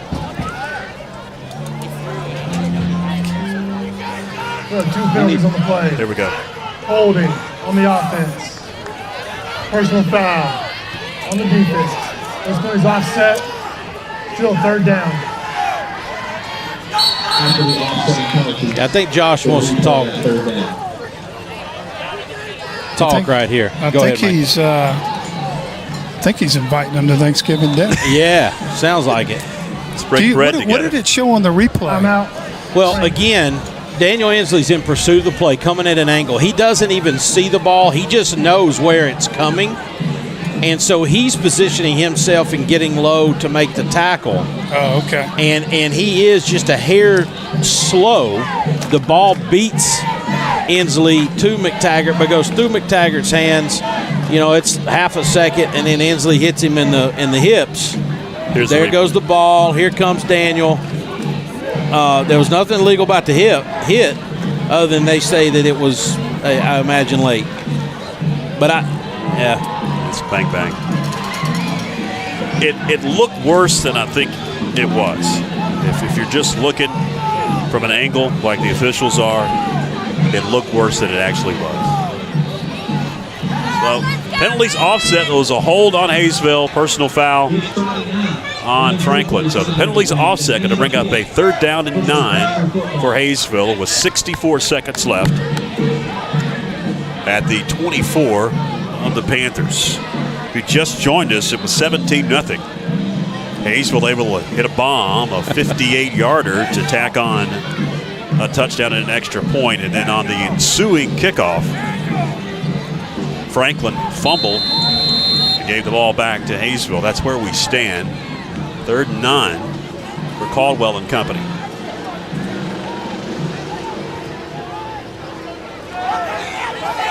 Caldwell fires. Yeah, nice. Complete, nice tackle. Going nowhere. Nice tackle. Pass was complete to McClure, and Dalen Henry on the tackle. I'll stop the clock with 50 seconds left. As Hayesville calls timeout, that's their second. We'll see what Coach Chad McClure dials up as does he have a field goal kicker that is as good as Munoz? We saw Franklin's kicker nail a 46-yarder in this quarter. Mike, I'm going to do something dangerous here and just ask you, I hear the chants down there. What's the sentiment there from the coaching staff? I think they're still talking about the play before. Yeah, I don't want to get into too many specifics one go down, but felt like we got, I don't want to say the word cheated, but maybe not a good call there on that last one. Yeah, I mean, and Josh is reminiscing a little bit with them. Second quarter action on the Franklin Panthers Sports Network. Being proudly brought to you in part by the fine folks at the Food Lion of Franklin. Easy, fresh, and affordable. It's Food Lion, the old Bilo location at the Macon Plaza Shopping Center right off of the Highlands Road. Supporting the Panthers on and off the field, it's Food Lion of Franklin. They employ a lot of student athletes, students. Franklin I was in over the weekend, last weekend, and had a couple of the guys that work in there asking me about the ball game. 4th down and 6. Hayesville will go for it. Caldwell, deep drop, fires in traffic. McTaggart caught. First down at the 5-yard line. Just a really big target over there, Mike. Yeah, just like I say, another good play there. Got past the markers, turned around, showed the quarterback his numbers. Pretty good throw, pretty good catch. Clock starts to tick. We're down to 38 seconds. Intentional or not, that ball's thrown about 9 feet in the air, and then, he's going to win that battle. Oh, you have a 6'6" receiver. Yeah. Going to win a lot of those battles. Caldwell grabs the snap. Boom! Going nowhere. Pollock shot out of a cannon. Another sack for Keegan Pollock. Quick timeout for the Yellow Jackets. Nice blitz call right there. Man, he timed that up perfect, didn't he? And that's the second one. Yep. Matt Bradley knew how well that worked a couple plays ago, or somebody's dialed that up. Good job. 20 seconds left. Hayesville will call their final timeout. Coach Chad McClure, Coach Jay and Josh Brooks go a long way back at Western together. We'll see what he draws up here on 2nd and 10. Reminder fans, coming up at the half, it's the full halftime performance by the Panther Marching Regiment. Coach Buddy Huckabee. I call him Coach, band director Buddy Huckabee. I joke with Buddy that he gets called Coach a lot, and I just didn't call him Coach. There's the student section. Nice crowd on hand on a beautiful evening for football in Macon County. Man, it is packed in here tonight. Student section looking good. Band looking great. Cheerleaders. It's a big night down here. Caldwell, he's one to the back of the end zone. Caught. Touchdown. McTaggart. Again, just threw it up, and when you're 6'6", you can go up and catch it, and that's what Jake McTaggart did. And we've got a new ball game. It's 17-13 with 16.1 seconds left here in the first half, waiting the extra point.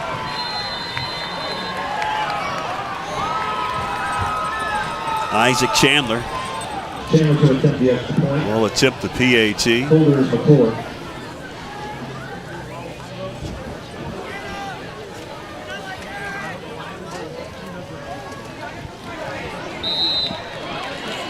Kick is up, and the kick is good. 17-14, your new score. Yellow Jackets, 14. We'll keep it here.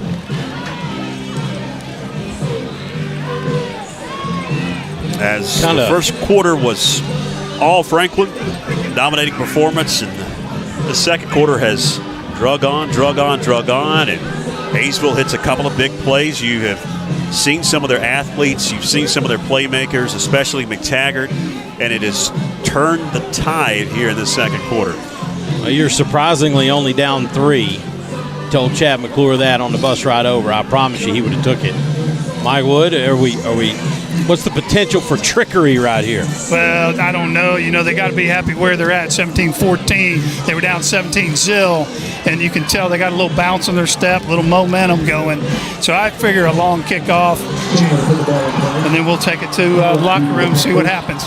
Chandler will kick it away for the Yellow Jackets. See if he squibs it like he did on the previous kick. Calls the turnover eventually. As the kick is attempted initially, there's a flag at the line of scrimmage. Looks like it was offsides, my angle. You? I believe so. They blew it dead quickly. After the offside ball, Hayesville will be picking from the 35-yard line. They're going to decline that.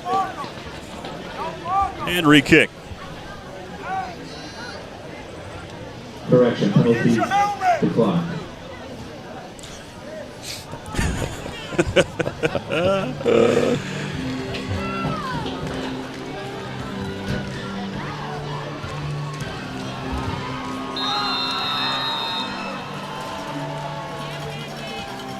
Chandler approaches the football. Angles it over the head of Stiles and into the end zone. Touchback. Panthers will have it at the 20-yard line, 1st and 10.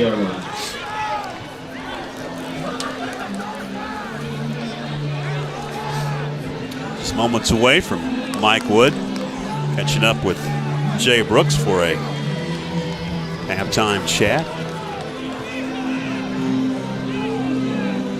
See what the Panthers do here on 1st down. Are they going to take a knee or take a shot?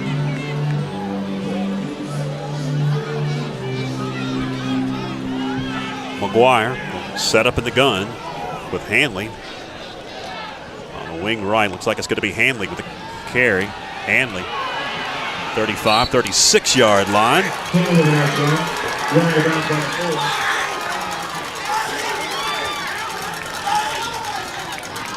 11 seconds left as Hanley goes out of bounds. And a flag comes out. As I could tell on the sideline, coaching staff was wanting a penalty on the aggressive hit on Hanley into the sideline, and I think the Panthers sideline got the penalty, unfortunately. Yeah, it's a little chirpy down here, guys. We couldn't tell.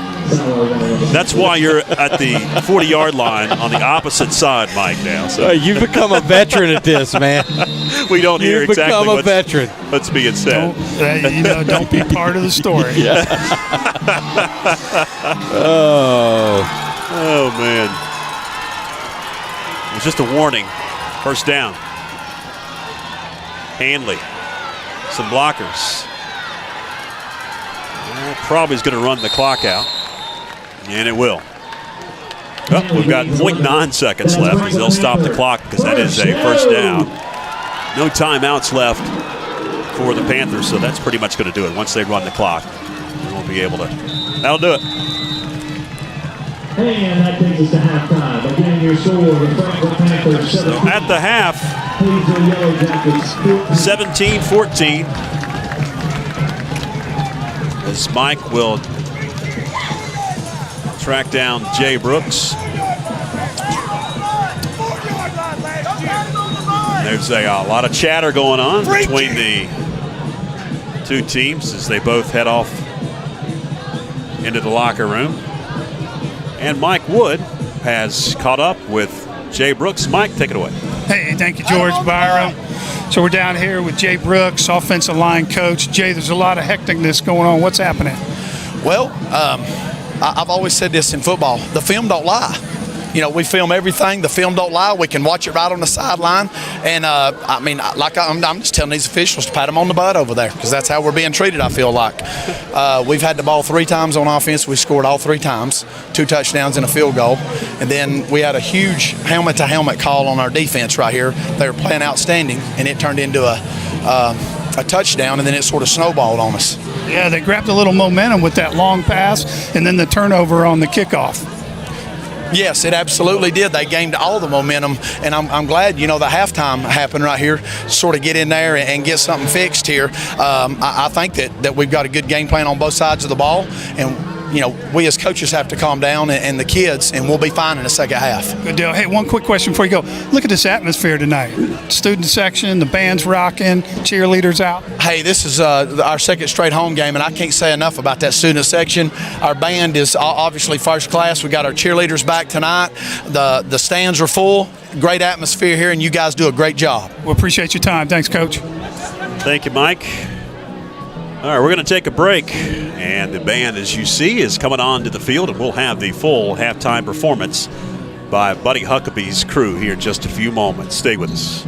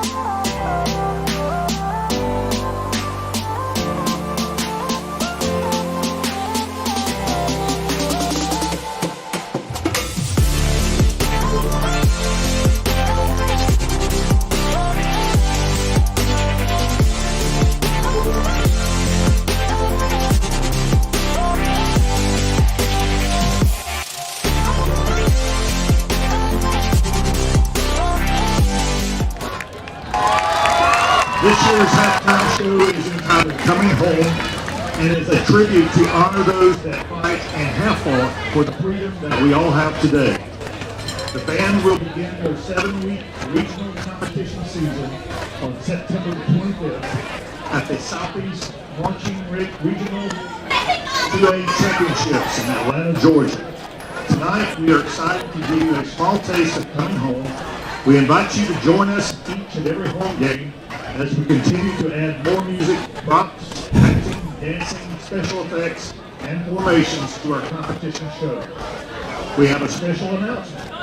The Marching Panther Regiment has been invited to perform the halftime show on September the 11th at the Wake Forest University football game that will be broadcast on ESPN.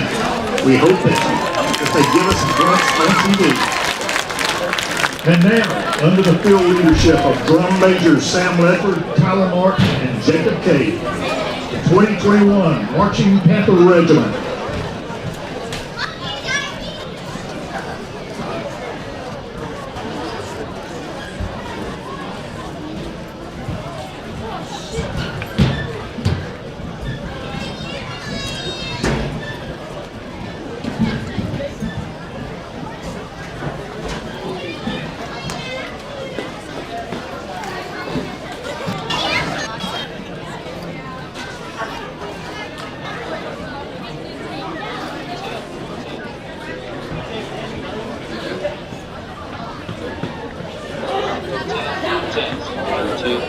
Test 1, 2.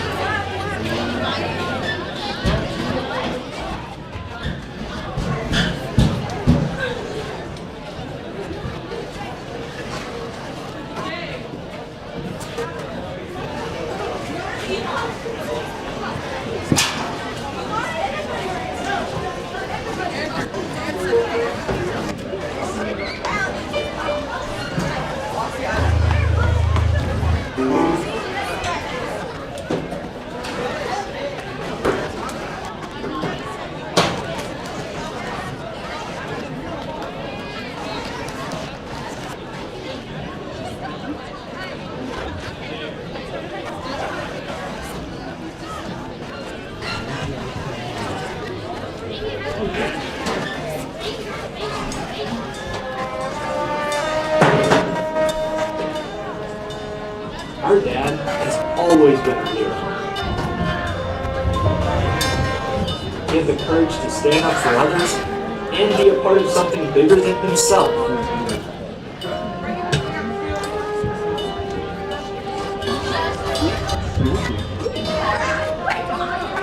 Along with so many great men and women, he gave everything.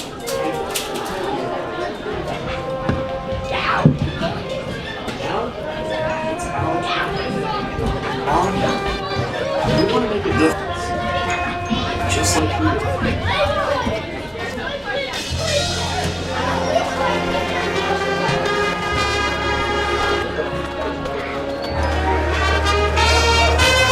I am so proud of you for following in your father's footsteps.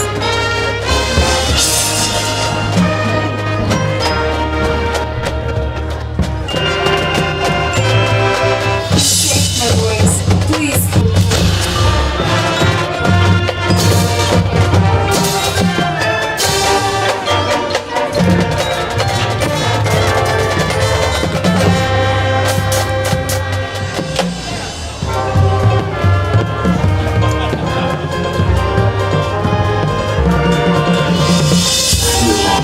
This is nothing like we thought it would be.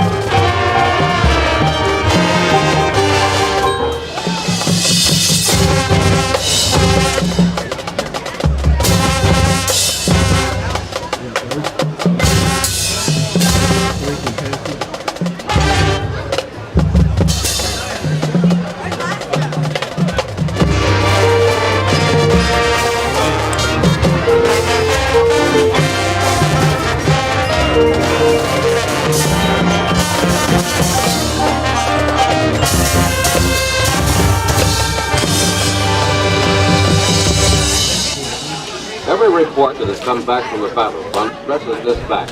Soldiers want letters from home more than anything else.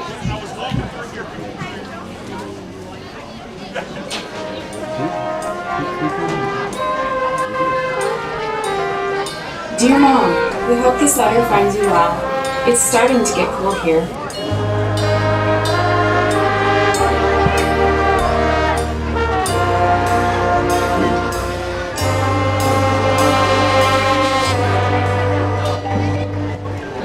Unfortunately, Captain says That it doesn't look like we'll make it home for Christmas this year. We're sorry.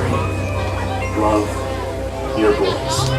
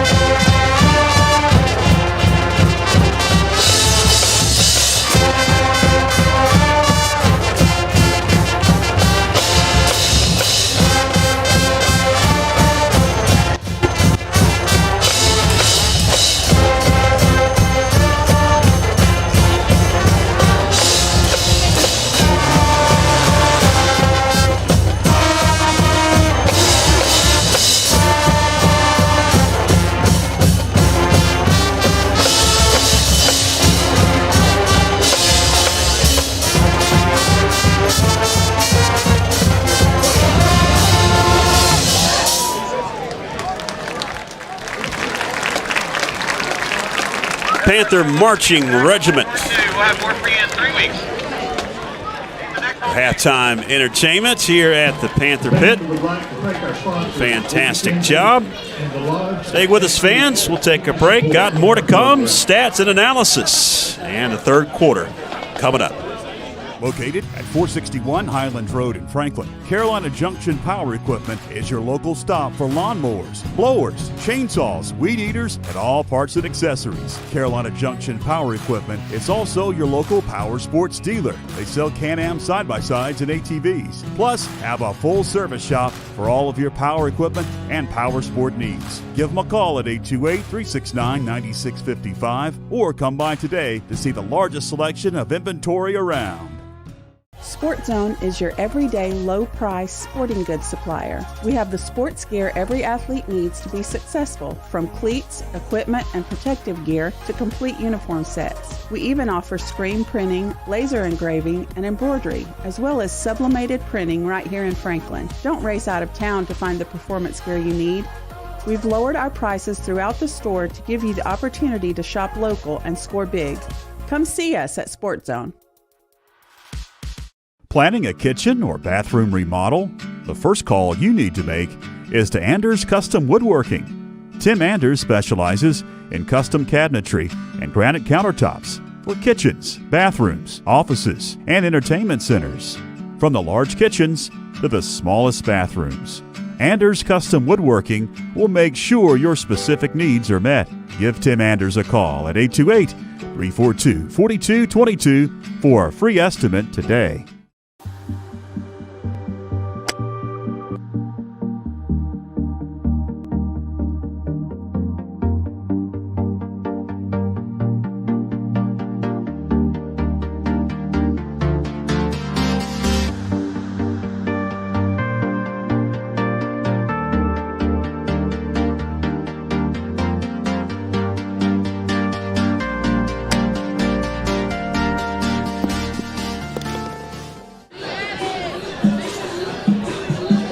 Welcome back, fans. At the break, 17-14, Franklin with the advantage.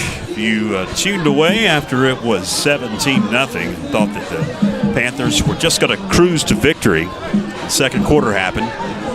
Turnovers happened. And all of a sudden, at 17-14, just a three-point edge at the break, and then it got a little chippy there late in that second quarter, and it was a combination of Hayesville being able to get a spark offensively, hit a long pass, 58-yarder to score, and then get a quick turnover, and also some penalties that the coaching staff of the Panthers were questioning. And we saw some on replay. Some were justified, some weren't. That's also frustrating, and that added to the chippiness as the Panthers come back out of the locker room. But Byron, we got a ball game here. Yeah, I mean, you got all that stuff, but, you know, the on-field stuff like the fumble there on the kickoff, of course, is what really hurt us, and that turned into a score as well. So, you know, Coach Jay was right. Everybody's got to get back in there, regroup, get calmed down. I mean, that was 17-0 and domination for a big part of that first half, and we'll make some adjustments here and get back to that here in the second half. All starts with a big drive offensively for the Panthers. Well, that's the one good thing for the Panthers. If you're a Panther fan coming out of the locker room in the third quarter, you've got the first crack at it. You'll get the ball first after winning the opening toss and deferring to the second half, so you'll have a chance to set the tone, similar to what you did in the first half. You're able to put the first points up on the scoreboard, went up 17-0 at one point. And then, just like we talk each and every week, Mo, he's a strange cookie. And once it gets on one shoulder, sometimes it can quickly move to the other side of the coin, and that's what happened for Hayesville. And Coach Josh Brooks talked about it in the Panther pregame show. If you didn't tune in for that, he talked to us, and he talked about how important this game is to Hayesville. It's, as he put it, their Super Bowl. Yeah, they would love to beat Franklin. I mean, no question. I mean, anytime you take in the fact geographically they are just due west of us, but, you know, you play a bigger school, you come in with a little chip on your shoulder, and Last week they had a disappointing loss, and nothing would get them turned around any better than a good showing against the Franklin Panthers. So this means a lot to them, and like you said, old Uncle Mo there, he has no loyalty. No. He'll switch with the wind, and that's really what happened there in that second quarter. I have a feeling the cream will rise to the top here in the second half, but make no mistake, they've got a playmaking capability over there, and you see it with their stats from the first half. They are certainly one-dimensional. 203 yards passing, only, -5 rushing yards for a total of 198. On the other side, you see the Franklin Panther, Josh Brooks offense, much more balanced, 170 yards, 90 through the air, and that's through a combination. Grant Adams leading the way. He's got 3 catches for 43 yards. Cecil Pollock's got 2 catches for 27. Dalen Henry has a catch in there as well for 10 yards. And those 90 rushing yards spread around just like they were last week. Ty Hanley's carried it 6 times. Kellen Stiles has carried it 3. Braden Watts has carried it 4 times. So balanced attack for the Panthers. Hayesville certainly one-dimensional right here. And they've got a playmaker that's hard to match, hard to defend. So we've got to set the tone here with this first possession, George, and march it down the field, stick in the end zone, and then get ready to make a big defensive stand and set the tone for the second half. You see Hayesville warming up as we're under 60 seconds until we'll kick off this third quarter. And I think Jay put it about as good as you could there heading into the locker room. Halftime break came at a great position in this ball game to get everybody with cooler heads and settle down some of that adrenaline that had been building throughout that second quarter. And we'll see, as we have mentioned many times, if the cream does rise to the top here in the second half. Mike Wood has been in the locker room. He's back out of the locker room, and he always enjoys going in and getting a sense of how things are in the locker room. So he's a former coach himself, former college player, high school player, just loves the game of football, and he's back out of the locker room. How was the tone, Mike, in that Panther halftime locker room? Well, as you can imagine, the first couple minutes were a little chaotic, and then Coach Josh, with all his experience, said, I got to calm down and coach. The last 4 or 5 minutes of the second half wasn't coaching, so a bunch of experience in there, a couple minutes of hot heads, and then boom, right to the chalkboard, made some good adjustments. I saw Bradley working with the defense, and then I got myself out of there. My little grandkid was leaving, but I think we should see a good, powerful second half. Coach Trawick did work with the special teams. He said, be careful, onside kick. They got some momentum. Don't let them keep it. So we're aware of that. Here we go for a good second half, guys. Hayesville set to kick it away. Back deep to receive the Panthers. Kellen Stiles back at about his 17. Gonna be another squib kick. Bounces away. Loose ball. And Franklin will fall on it. I think it was Stiles that fell on the squib kick. I'll mark it at the 26, 1st and 10.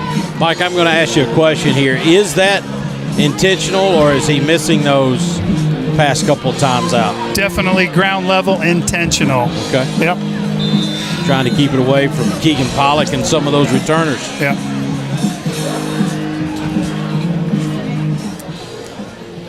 Christopher McGuire sets up in the gun. Hands to Ty Hanley. Hanley cuts the corner, and he's forced out of bounds after about a 4, maybe 5-yard gain. McTaggart forces him out of bounds. Going to bring up his 2nd and short.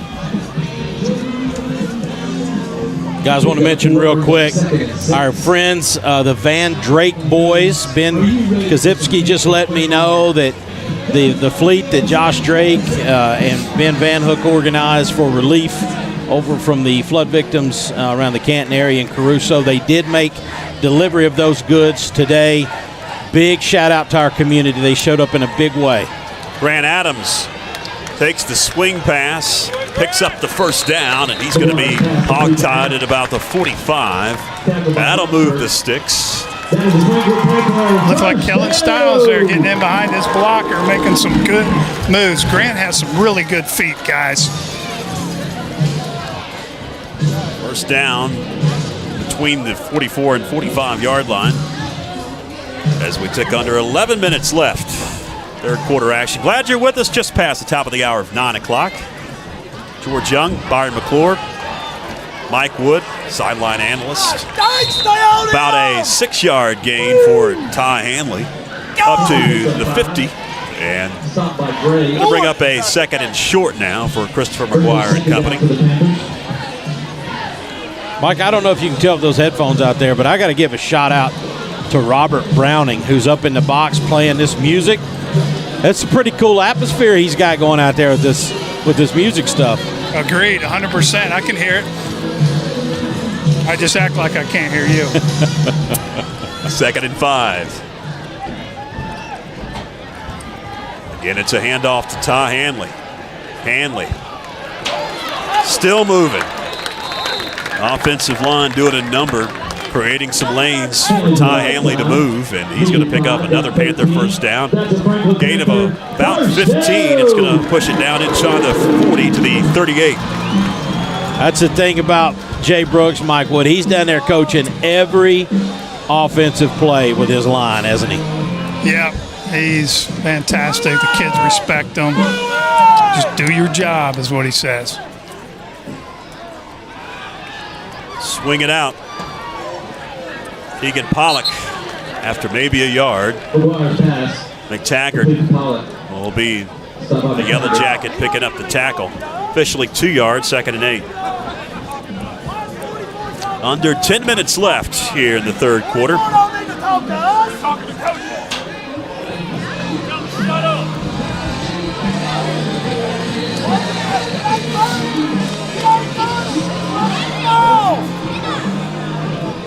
Multi-dimensional. Oh, man. Here we go.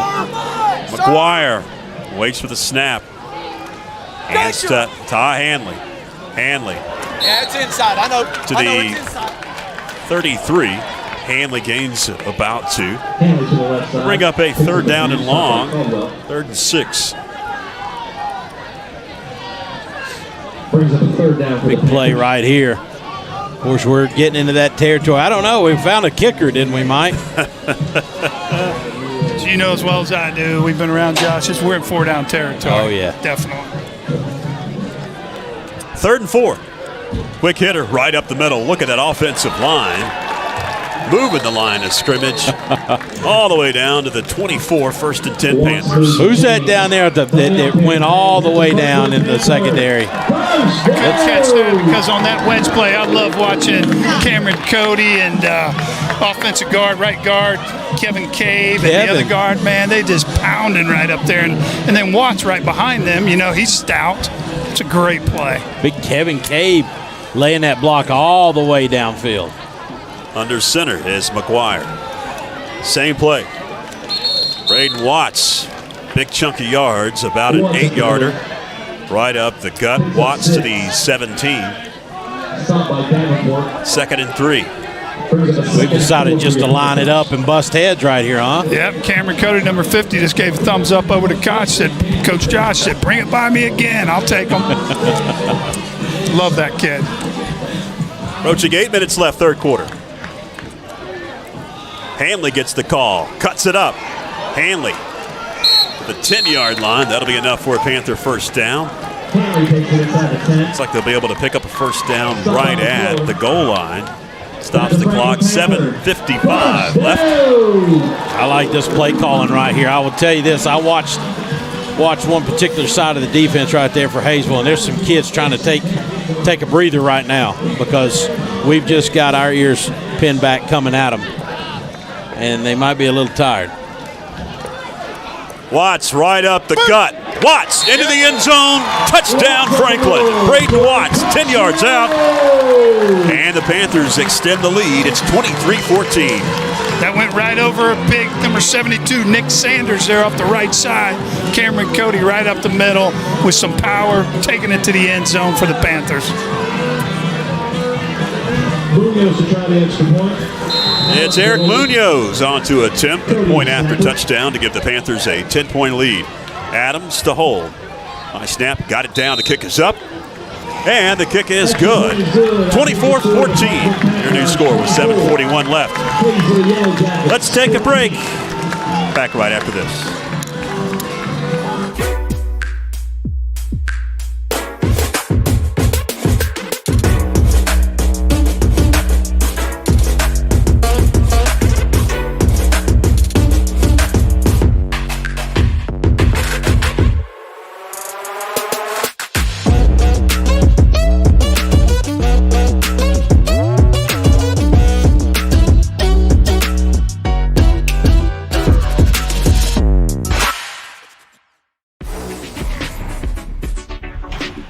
We're coming for everyone this year. Hi, everybody, and welcome in to another night of Franklin Panther football. Yes, complete.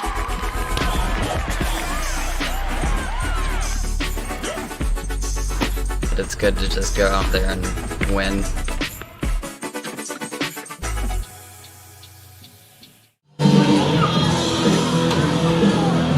Welcome back.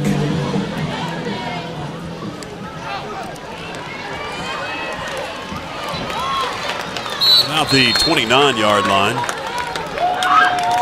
Keegan Pollock again. Sorry, George. Just going to say that's where the Hayesville Yellow Jackets take over. First down and 10. And yeah, Keegan in there again on a tackle. He's got a nose for the football, offense and defense, doesn't he? Just great ball instincts.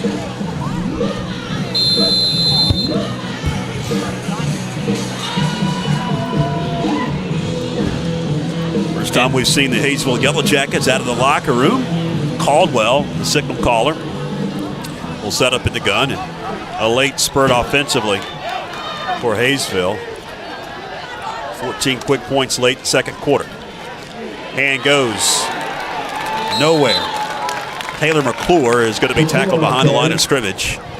They'll say he got back to the 30. No gain, second down. Broken record, Keegan Pollock in on the tackle again. Continuously. That linebacker position playing well. Looks like we've got a injured Yellow Jacket.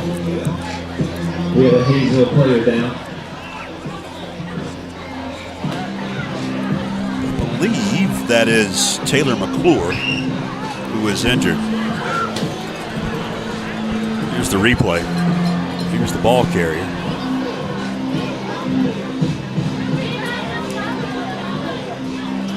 He never got back up all the way.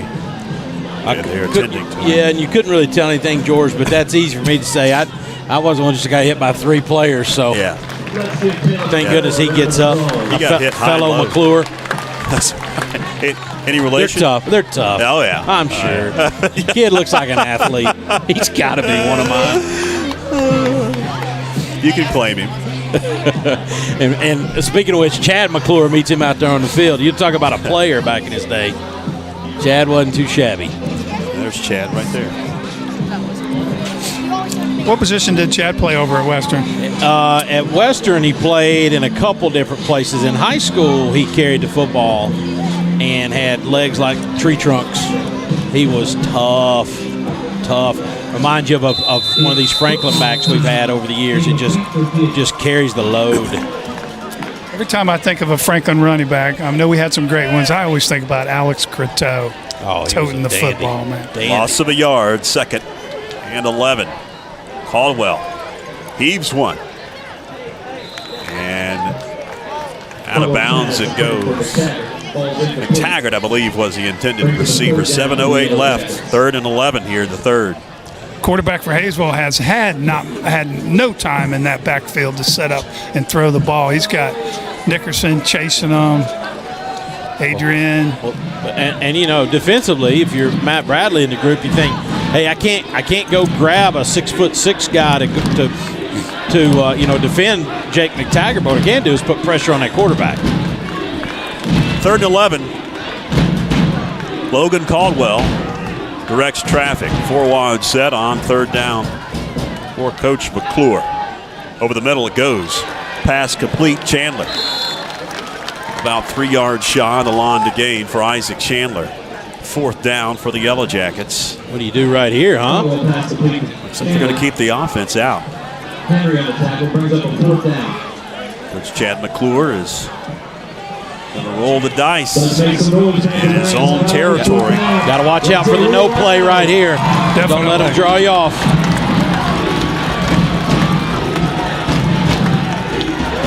That looks like that's what they're doing. A lot of head bobbing. Down to 15 on the play clock. Down to 10 on the play clock. Will they snap it? They will. Incomplete. In traffic. McTaggart had a shot, but there were a lot of Panthers around McTaggart. And it's going to be a turnover on downs. The Panthers pick it up in Hayesville Yellow Jacket territory at the 38. Just trying to play jump ball with him, Mike. Yeah, and once again, the quarterback running for his life, had no time to throw it. Good stop by the Panthers there. I know we drive this one and get the mo going. 6:07 left, 3rd quarter. Christopher McGuire works quickly. Hand goes to Braden Watts. Watts takes on a couple of Yellow Jackets at the 35, pushes forward to the 32. Because I don't gamble a whole lot, but if I was, I would take my paycheck. You're going to see us just pound away right here. Because that last possession, Mike, Hayesville couldn't do anything about it. Yeah. Gain of 6, 2nd and 4. Swing pass, complete Adams. Grant jukes 30-25, out of bounds at about the 24. That's enough for a Panther 1st down. Move the chains. Mike, I can't say how impressive Grant Adams' feet and speed are tonight. I know, man. I was just going to say, you know what's funny? And I mean this. A year ago, I'm not saying he couldn't make plays. He wasn't making them as easy as he is right now. That's a lot of work that kid's put in. A lot of work, and as you well know, Byron, you know, the game slows down a little bit. Oh, yeah. More experience you get. 1st and 10 at the 24. Nice block. Hanley to the 17, 16-yard line. Let's talk about that block. Was that Braden Watts? Looked like it. Man, he's had a night. Chris and Aaron in the stands tonight, I'm sure they've got a lot to be proud of. Couple touchdowns, right? Is that right? He scored twice tonight. Gain of 8, 2nd and 2. Ticking under 5 minutes left, 3rd quarter. Well, we've got movements on the line of scrimmage, and that'll be a 5 yards backwards for that Panther offense. They got 2nd and 7. Nick Sanders there, but man, as good as he's blocked tonight, we're going to let him off the hook on that one. He's played well tonight. Really has. I can tell you that 25, 26 years ago, that would have got you chastised in the huddles I was in. Cam Holland would let you know all about it. McGuire, as they pack it in, and goes right up the gut. You can hear the pads are popping up here as Braden Watts gets the call, gains about 3. 3rd down, about 4 coming up. 3rd and 5 officially. That was Dawson Devane, I think a freshman. Whew, that's a big ask right there to step in front of 15 coming with about 4 or 5 steps.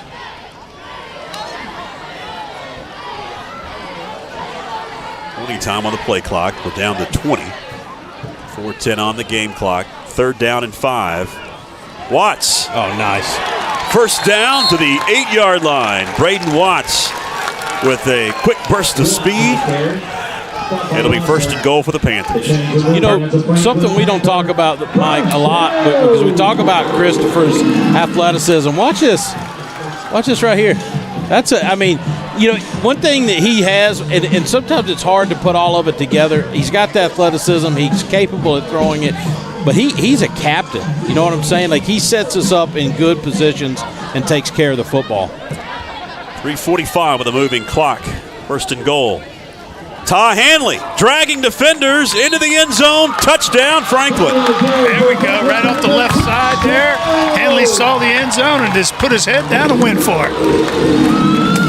30-14, your new score. Awaiting the PAT. Good job, Panther! Munoz to attempt the extra point. Eric Munoz to attempt after we see the replay. As he took a yellow jacket for a cab ride in the end zone, did Ty Hanley. Kick is up. And it's good. Your new score, 31-14. Panthers extending that halftime advantage. 3:37 left, third quarter. We'll take a break. Hang with us, fans.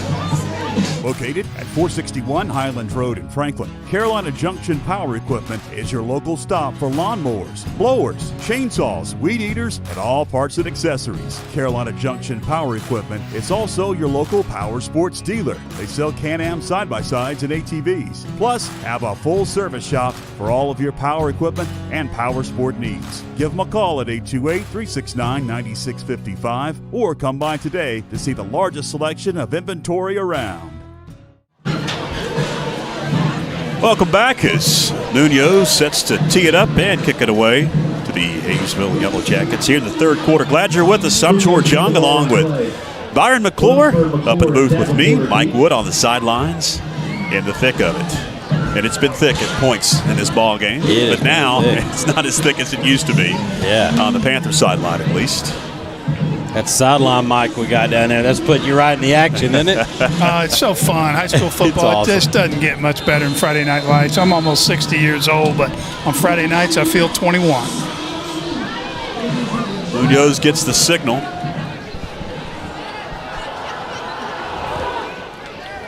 Going to angle it near side. Collision between two Yellow Jackets. Hopefully they're okay. McClure and Davenport collide. But you know, like at Georgia, I'm right here next to it, 8 or 9 yards. Nobody called for the ball. Eyes up, both going for it. Yeah, both going for it. One taking steps backwards, other one coming forward. And I think 20 looked at his buddies and said, well, first of all, he looked at 25 and said, wait a minute, man, do you not see me coming? Then he lowered his shoulder, too, and took him out. He looks over at his buddies and said, y'all saw that coming. Nobody going to yell? Anyway, 3:35 left, third quarter. Hayesville's chance with Logan Caldwell and the gun. Going to hand to Davenport. We'll check that McClure. And Taylor McClure going to gain a few on first down. McClure on the carry, tackled by Watts, brings up a second down for the Yellow Jackets. Wayne Watson there on the tackle. Second down, about 7.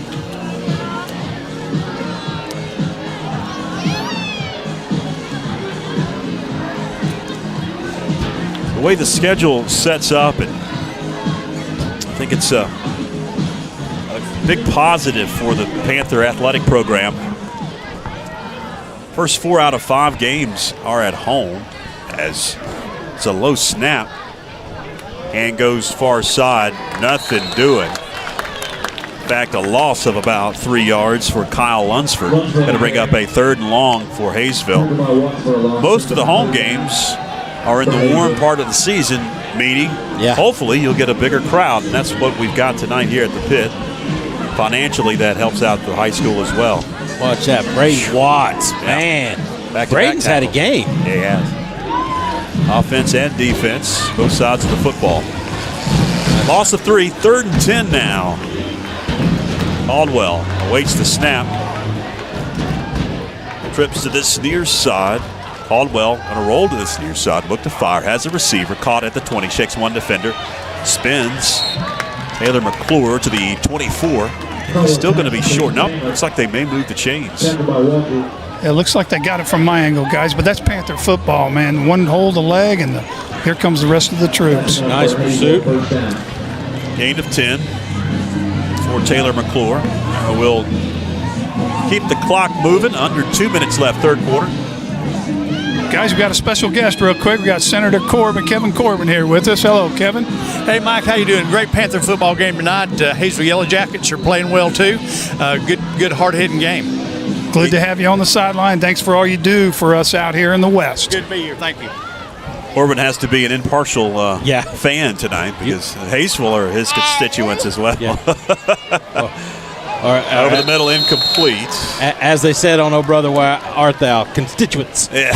You tell him well played, Mike Wood. letting the Clay County folks know they're doing good. He is on the Panther sideline, though. We have to let everybody know that. 2nd and 10.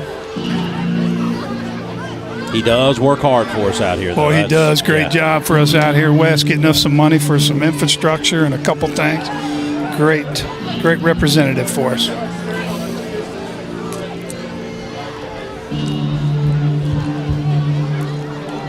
Caldwell sending trips up top.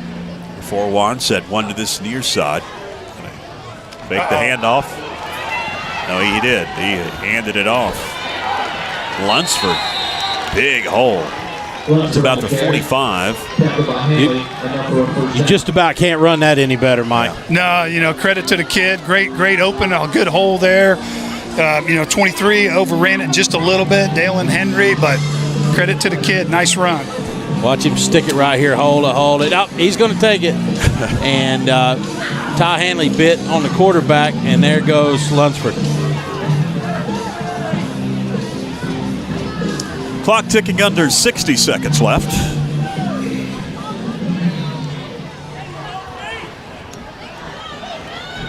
Spread the field on 1st down. Hand goes to Lunsford. Hang on. Lunsford still fighting. They finally do blow the whistle after a 3-yard loss. Kyle Lunsford had no shot. 2nd down and about 13. Gabe Nickerson in on the tackle. I walked out of here last Friday night, guys, and after that game Gabe Nickerson played, I won't say who, one of the varsity coaches looked at me and said, he'll never see another day of JV football. Yeah. And that's what I was thinking about watching that kid last week to recap it in the middle. We got him for 2 more years, Byron. Absolutely. Clock's going to tick down. We'll head to the 4th quarter with Franklin on top. 31-14 in this 2nd week of the high school football season in the state of North Carolina. Speaking of that, we'll check the scores when we come back. Stay with us, fans. Sports Zone is your everyday low-price sporting goods supplier. We have the sports gear every athlete needs to be successful, from cleats, equipment, and protective gear to complete uniform sets. We even offer screen printing, laser engraving, and embroidery, as well as sublimated printing right here in Franklin. Don't race out of town to find the performance gear you need. We've lowered our prices throughout the store to give you the opportunity to shop local and score big. Come see us at Sports Zone. Planning a kitchen or bathroom remodel? The first call you need to make is to Anders Custom Woodworking. Tim Anders specializes in custom cabinetry and granite countertops for kitchens, bathrooms, offices, and entertainment centers. From the large kitchens to the smallest bathrooms, Anders Custom Woodworking will make sure your specific needs are met. Give Tim Anders a call at 828-342-4222 for a free estimate today.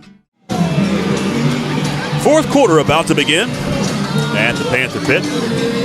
Mention those scores heading to break. Next week's opponent for the Panthers is the Swain County Maroon Devils, and they hold a 21-7 advantage over the Smoky Mountain Mustangs. That's in the 4th quarter in Silva. More scores will pass along after this play. 2nd and 12 for Hayesville and company is Logan Caldwell makes the snap. Being chased. Fires, incomplete. Hit his receiver in the hands. Chandler was turning up and saw a defender right in his ear hole. Could not secure that one. 3rd down, 12 for Hayesville. And, I hate to bring it up, but that's a very similar play to the one earlier that Daniel Inslee got flagged for. I mean, that ball beat the defender there and had ricocheted off, and our defender was just continuing the play. It was a continuation of his play, no penalty. 3rd down and 12 yards to go. Pistol this time for Caldwell. Grabs the snap, takes the handoff, and he's going to take off. Still looks to want to fire. And he's going nowhere. A big loss, a sack all the way back to the 37. Nickerson, number 25, Byron, staying with that quarterback. You know, that was a pretty athletic move because right there at the end, he sold out. Thank God it played out well for him. You watch the replay here. Rolling to his left, and here comes 25. He looked like he tripped over something, but we're going to call it a sweet dive at the feet. Nonetheless, what a great play by Nickerson. Hayesville to punt it away. It's McTaggart back to sitting it deep. It's Pollock and Adams back to receive. Couple more scores. Tuscola and TC in a close one in the fourth quarter. This one in Skyland. TC up 36-29. Brevard up 7-3 in the fourth over Robbinsville. Bad snap. McTaggart looks to fire. Heaves one. In the air. Intercepted. Oh, my word. I hope they got that on camera. Are you kidding me? Keegan Pollock. Always in the right place, man. And you know what he's thinking football. He got up and tapped his jersey because, you know, he should have knocked it down. But the heat of the play, you're going to catch it. Right. Coaches aren't upset at him at all. Right. Watch this, though. Bip, bop, boop, boom. There he goes. And he gets up. He's a player. You're right. He and me. My bad. But you know what? I know Keegan. He knows that goes down as an INT, too. Good job, number one. First down for the Panthers at the 37. Their very own as the hand goes right up the middle. Oh. Fumble. Stiles had it in open space, got stripped. And it's Hayesville football. See Kellen here taking off the right side. Finds the hole, starts to accelerate, and is switching the ball. That's what I thought.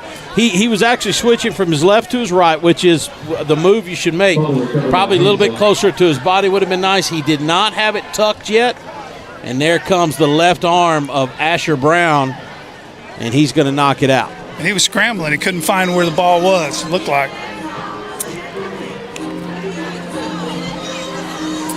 That's some cramping issues for Asher Brown. They're going to help him off at the sideline for the Yellow Jackets. 10:33 left. A couple more scores as we've got a chance. Hendersonville dominating West Henderson 52-0. That's in the fourth quarter.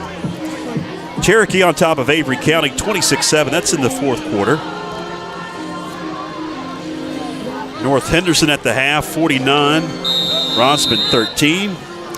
Raven Gap 35. East Forsyth nothing. That's at the half.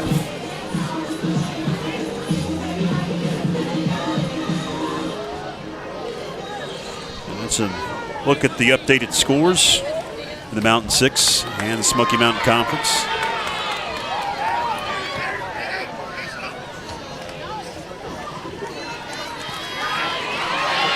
Taylor McClure got a little bit of a seam. McClure to the 22. Big hole right there, and I don't really know. A lot of room to run. Looks like McClure has some cramping issues now. Here's the replay. Cut it up, and there was nobody home. Yeah, Keegan had bit and went to the right with the play and could not recover in time. Just a nice cut there by, who was that, McClure? Yeah, he is hurt. He's the one that they are working some cramps out of.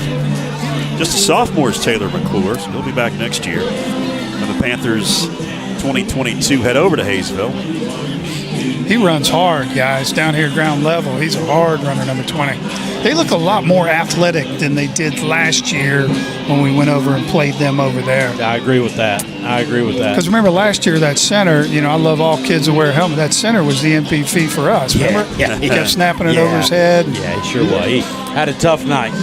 Fourth quarter action on FPSN being brought to you in part by the fine folks at Anders Custom Woodworking. They're bringing you this fourth quarter. Got a kitchen or a bathroom remodel in your future? Call Tim Anders today for a free estimate at 828-342-4222. If your business needs some custom cabinetry, granite countertops, they do it at Anders Custom Woodworking. 828-342-4222.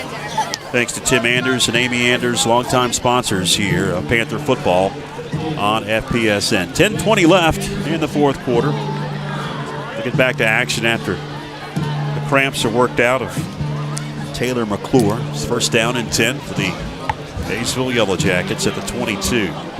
Robert Browning, the MVP of tonight's game with his in-game music. He's actually over in the coach's booth. Yeah. He's got an iPad. They ran a wire into our side of the booth. I think it was an ingenious move by Coach Josh to get him back up in the booth. 4 wide set. High snap. Hand going to go to Lunsford. And he's pushed back at the line of scrimmage. Say he lost a couple. Second down. I know his pretty wife is a Robbinsville Black Knight. She'd certainly prefer he be over there helping them, but nice move, Coach Josh, get him back up in the booth. Big loss for Kyle Lunsford. He had no shot, as the replay shows. Israel Jackson in there, George. Having another solid night. Loss of 5 yards, second and 15. Hats off to number 57 out there, too, Bradley Stiles, coming back off that ACL. He's a warrior for us on that line. Caldwell finds McTaggart in traffic. McTaggart to the 24. 4-yard gain. Brings up a third and long, third and about 11. Panthers hit the road Friday night before an open date the following week. Heading to Bryson City next Friday night to take on the Swain County Maroon Devils, who are up on Smoky Mountain in the fourth quarter. Those games can get interesting, especially when you head over to Bryson City. It's a great setting for high school football. Third and 11. Caldwell to the flat. Brown caught 19 out of bounds. After about a 3, maybe a 4-yard gain for Asher Brown, sophomore for Coach Chad McClure, and Brad Adams in there on the tackle. So it's going to bring up a fourth down, and we'll see what Coach McClure wants to do. Once again, Grant Adams had his hips in line, feet in line, made a nice tackle, waited for his fellow Panthers to come help him. Been very impressive tonight on the field, number 11, Grant Adams. Keeping the offense out.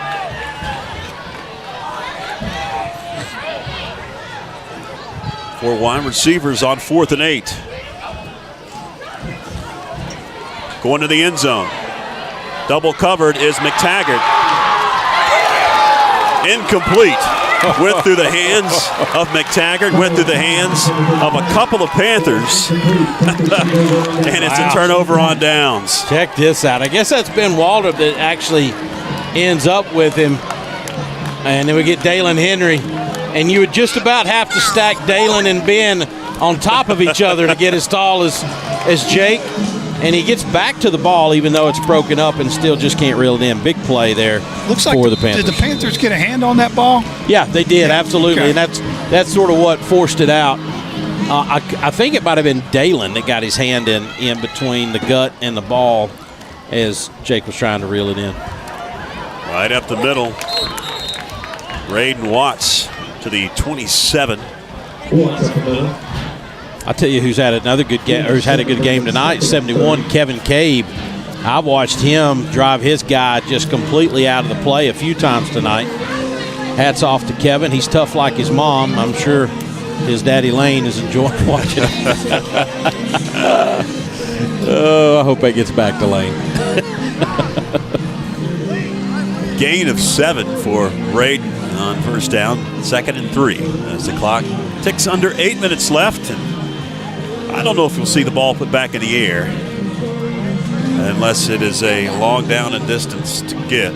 I don't. They can't stop us running the football at this point of the game.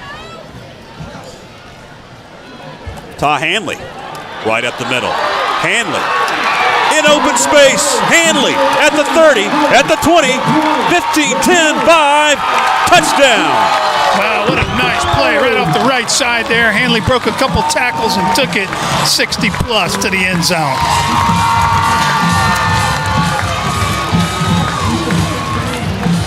73 yards. Ty Hanley with the long touchdown run.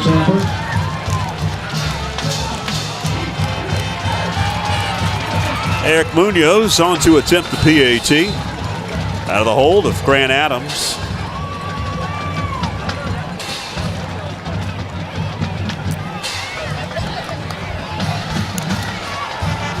It's up. And it's good. 38-14, your new score. You're at the Panther Pit. We'll take a break. Hang with us on FPSN.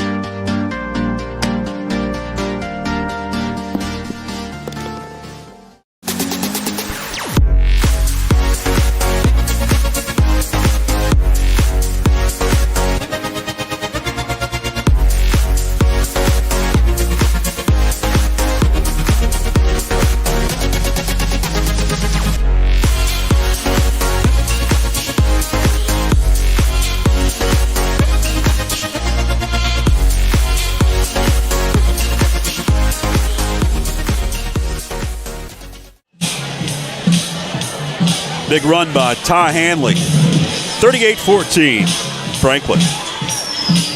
Pulling away from the Hayesville Yellow Jackets. Sorry about that, George. I was going to say, you know, we tag him as the bruiser, but, you know, he's 6'2", long-legged, and you saw when he got out there in open space, guys, he's got some speed. Ty turned it on, and wasn't nobody going to catch him down through there. Yeah, ran the secondary. Absolutely. That's a fourth quarter run, too. Did get an update from Silva in the break. Swain County and Smoky doing battle. It's the opponent for next week for the Panthers. Smoky had it in the red zone, ended up turning the ball over, and an injured Hayesville Yellow Jacket being helped off. That's the delay we have. Score remains 21-7. Swain with the advantage. I will say this, undoubtedly we have the greatest natural turf field out here in this part of the state, but I will say Swain County keeps a pretty nice one as well. They do. Beautiful setting for high school football. We invite you, if you can, it's Labor Day weekend, head over and take in that ball game. I might, I haven't decided yet. Eric Munoz approaches the football. And into the end zone for the touchback through the hands of Brian Davenport. Once it crosses the plate, it's dead in high school football. I still think you'll see the NFHS out of National Federation of High Schools. I think you'll see one of these days, and I'm fortune telling here, I think you'll see them give up that kickoff in high school football, George, just to try to hang on to this sport as long as they can. Yeah, there's so much concern about the physicality and the concussions and so forth. I made that statement last week, and I truly believe it. I just think some points, I'm not saying I agree with it or want it, I just think that'll probably be the first thing given up in order to preserve the game itself. Yeah, you just think it's inevitable at some point.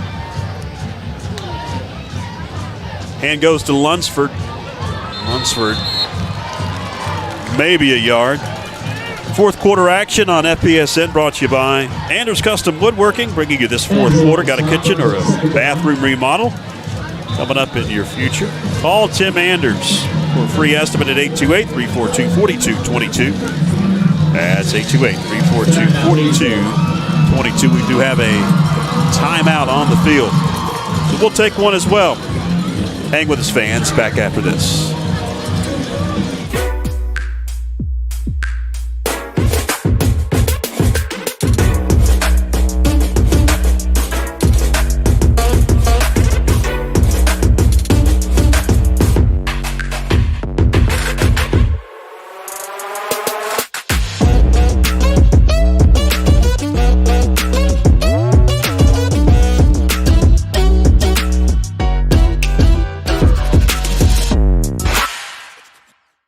Planning a kitchen or bathroom remodel? The first call you need to make is to Anders Custom Woodworking. Tim Anders specializes in custom cabinetry and granite countertops for kitchens, bathrooms, offices, and entertainment centers. From the large kitchens to the smallest bathrooms, Anders Custom Woodworking will make sure your specific needs are met. Give Tim Anders a call at 828-342-4222 for a free estimate today. We are back to action here at the pit out of the timeout. Byron, you were talking about the kickoff, kind of a fun moment in the locker room at halftime. Eric Munoz, number 9, walked by me, and I said, 46? And he smiled ear to ear and gave me a knuckle bump. Loved it. Oh, he's got a relative that was a pretty good kicker. Kevin Sanchez could absolutely put the boot to it. 8-yard gain. Nothing doing this time. Host of Panthers in on the tackle. Kevin's one of those kids, George, if you remember, I used to always talk about when we were up here. He was blessed with one of those legs. It just sounded different when he kicked it. You could almost feel it. Yep, you could just hear the compression of the football. Loss of a couple. 4th down. And looks like Coach McClure will punt it away as McTaggart stands back to receive at the 15 to punt it out of there. Byron, we got sophomore there, Bo Paulson, 6'2", 190 quarterback, warming up here on the sideline. Josh may be giving him a little time behind the center here. Be good for Bo. Yeah, be good for him to see this. What's the background on him? You know all the players. Well, Bo comes from family. He comes from some big stock, man. I think Bo can grow some more. Got a big arm, still learning the game, getting comfortable in the position. Adams on the return. Nice. Into Hayesville Yellow Jacket territory as a couple flags fly. All right, let's before we talk about the flag, Mike, let's talk about these return punts. Am I at the right field? It's new to Franklin football. I'll have to talk to Coach Treywood and see where the philosophy changed. Maybe because we got some experience back there, with Pollock and Adams, and good hands. Feel confident in that. 15-yard penalty, first down. Blindside block, a 15-yarder. Franklin, their first charge timeout of half. Franklin going to call a timeout to talk it over. Each team has 2 left with 5:18 remaining in this ball game. Got some fresh players coming in here. I see number 77, Mason, new quarterback coming in. J.J. Postal is coming in. So call them out, Byron. You know the numbers. Yeah, I've got a good sheet here. My trouble is seeing the numbers on the field, but let me get some here. Drew Mason, as you mentioned before, out on the field. The Postal kid comes out first time. That's number 22. And we've got a Dawson Plouffe, sophomore, good athlete. Good to see Dawson out there. He'll get a minute or two here. We see number, that's 16, that's Bo Paulson back there, who's going to run everything for us. I'm trying to get some more of those numbers up on the line. You got Seth Brewer, number 55, big kid there. Joseph Vernelson, looks like maybe playing tight end. Number 30. Yep, senior, 5'11", 175. That's good to see these kids get in and get some playing time. And as predicted, Mike, got a new quarterback in.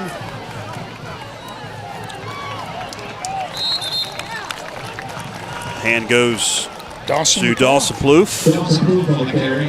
Dawson's a good back. Was a really good back in middle school. Probably didn't have the most carries, but made the most of his carries. He has thickened up over the last couple of years. He's a really good baseball player. Plouffe able to gain 6 yards. Bring up a 2nd and 4 as we take under 5 minutes left. Bo Paulson, signal caller, under center. Got a hand right up the middle. Joseph Vernelson, who's going to pick up the first down. I do believe. At least he's going to be very close to the line of the game. especially with everybody getting in the game here, getting a piece of it. To them, it's it's first quarter, it's not fourth quarter, and then you ought to see it next week at practice when everybody gets in. The momentum, the attitude, everything is really positive, and also you see them paying attention a little bit more because they know they might be in the next week. Abram Appel in on those last couple plays as well. He just got subbed out. Abram's a 6'2", 180-pound sophomore. Nick used to be on the field here a few years back, Nick Appel. Paulson, hands off. That's Dawson Plouffe. And he is stoned at the line of scrimmage as Plouffe. No gain, 2nd and 10. If you just joined us, fans, 1 point, Franklin was up 17-0 in this ball game in the second quarter. Saw Hayesville hit a 58-yard bomb. And then on the ensuing kickoff, Franklin turned the ball over. Hayesville subsequently was able to score to make it a 17-14 Panther advantage at the half. But since the break, it's been all Panthers dominating this second half. Second and third team on offense in the ball game. And right up the middle, and he's loose. Look out, Joseph Nelson. Touchdown, Franklin. That's awesome. That is just great. Number 30, Joseph Nelson, right up the middle. And you know what? Man, it's awesome. You just got through saying, Mike, what's really cool about that moment, look at these kids coming out. Look at these starters coming out, letting that kid know he spends the same amount of time at practice as they do. This is good for the entire team. Absolutely. Had some wheels going down through there, too.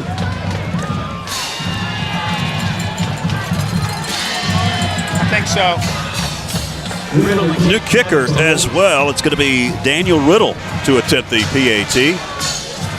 Out of the hold of Grant Adams.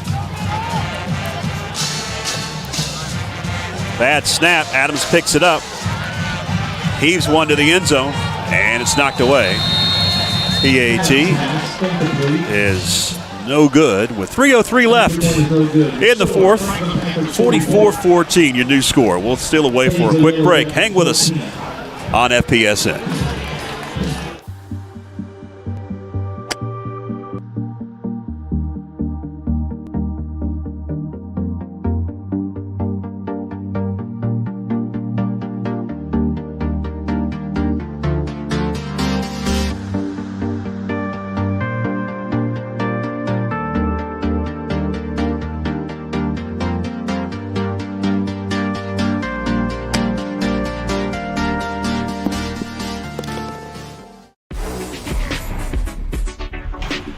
We're coming for everyone this year.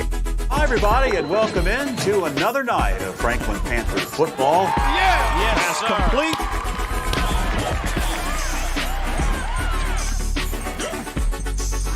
It's good to just go out there and win.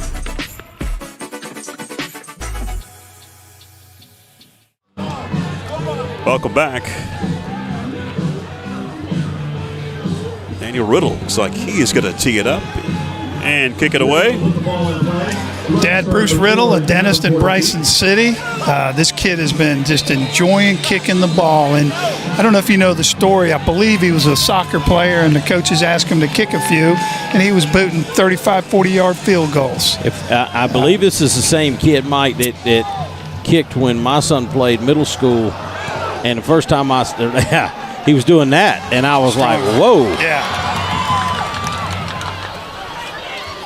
Trouble with it. Able to secure it. And out to about the 22-yard line.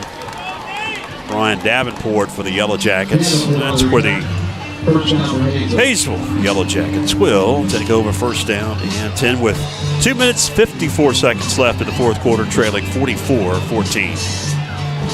Nice bounce back here in the second half, right? After a sort of a shaky second quarter.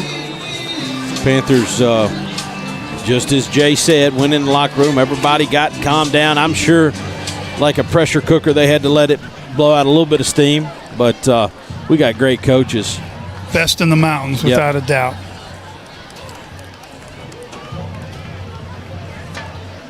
Caldwell awaiting the snap.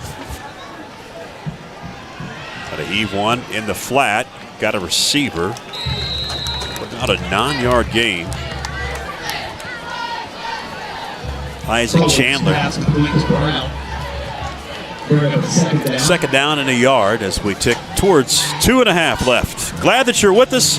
Whatever platform you're watching, if it's on Facebook, if it's on YouTube, subscribe to our YouTube channel, like our Facebook page, follow us.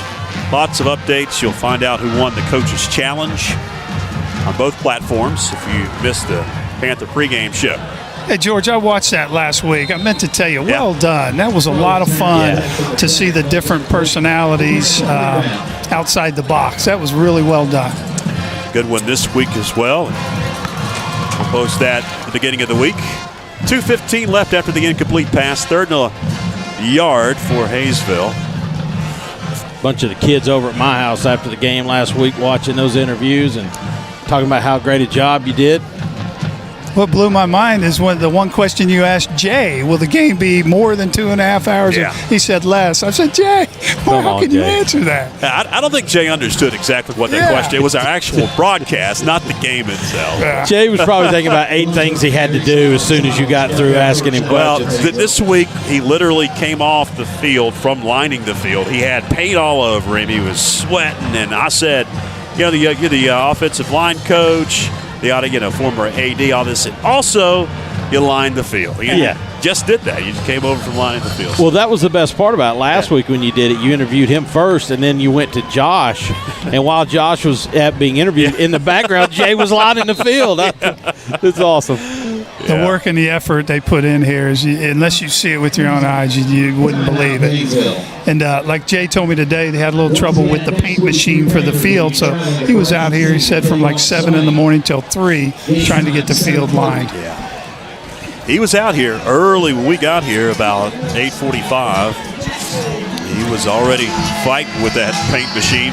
At a timeout, Hayesville, they want to talk it over. 1:37 left, 4th quarter of the Franklin Panther Sports Network broadcast, brought to you by Anders Custom Woodworking. Got a kitchen or bathroom remodel? Call Tim Anders. Free estimate. 828-342-4222. Or maybe your business needs some custom cabinetry or granite countertops. He does it. Anders Custom Woodworking, bringing you the 4th quarter of our broadcast here on the Franklin Panther Sports Network. Coming up Wednesday, we've got some volleyball action if all goes well. They moved that game from Tuesday to Wednesday. Hopefully COVID stays away. We've seen a lot of sports affected so far.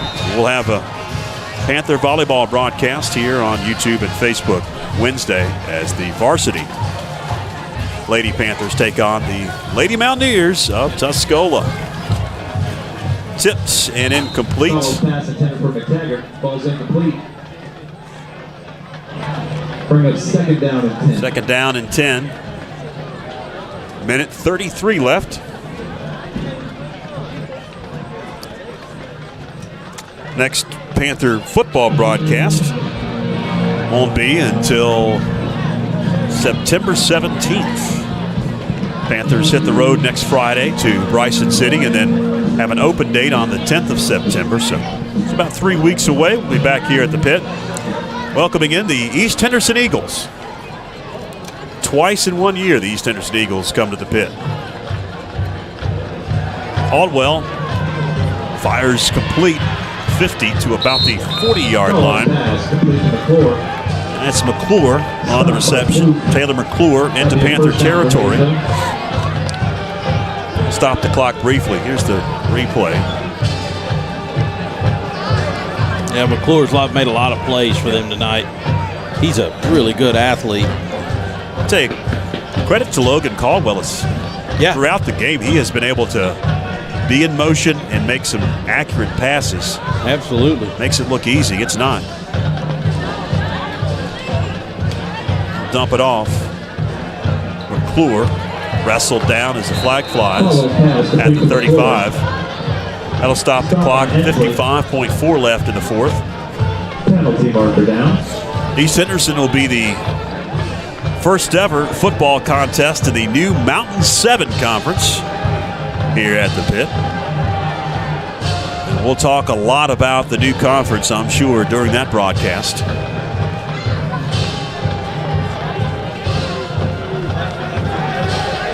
Face mask. 3A conference. You have face mask against Franklin. 3A conference. A lot of familiar foes we have seen over the years, at least over the past 10 to 15 years. Seems right to have Tuscola back in there with us. Absolutely. Tuscola, Pisgah, Smoky, all in the Mountain 7 Conference. Caldwell, juking and jiving and going down eventually. He had no shot and just falls to the grass at about the 37.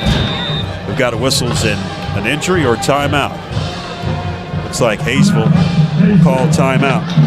Caldwell sacked by Brown. Ethan Averett in on that play. Nice snap.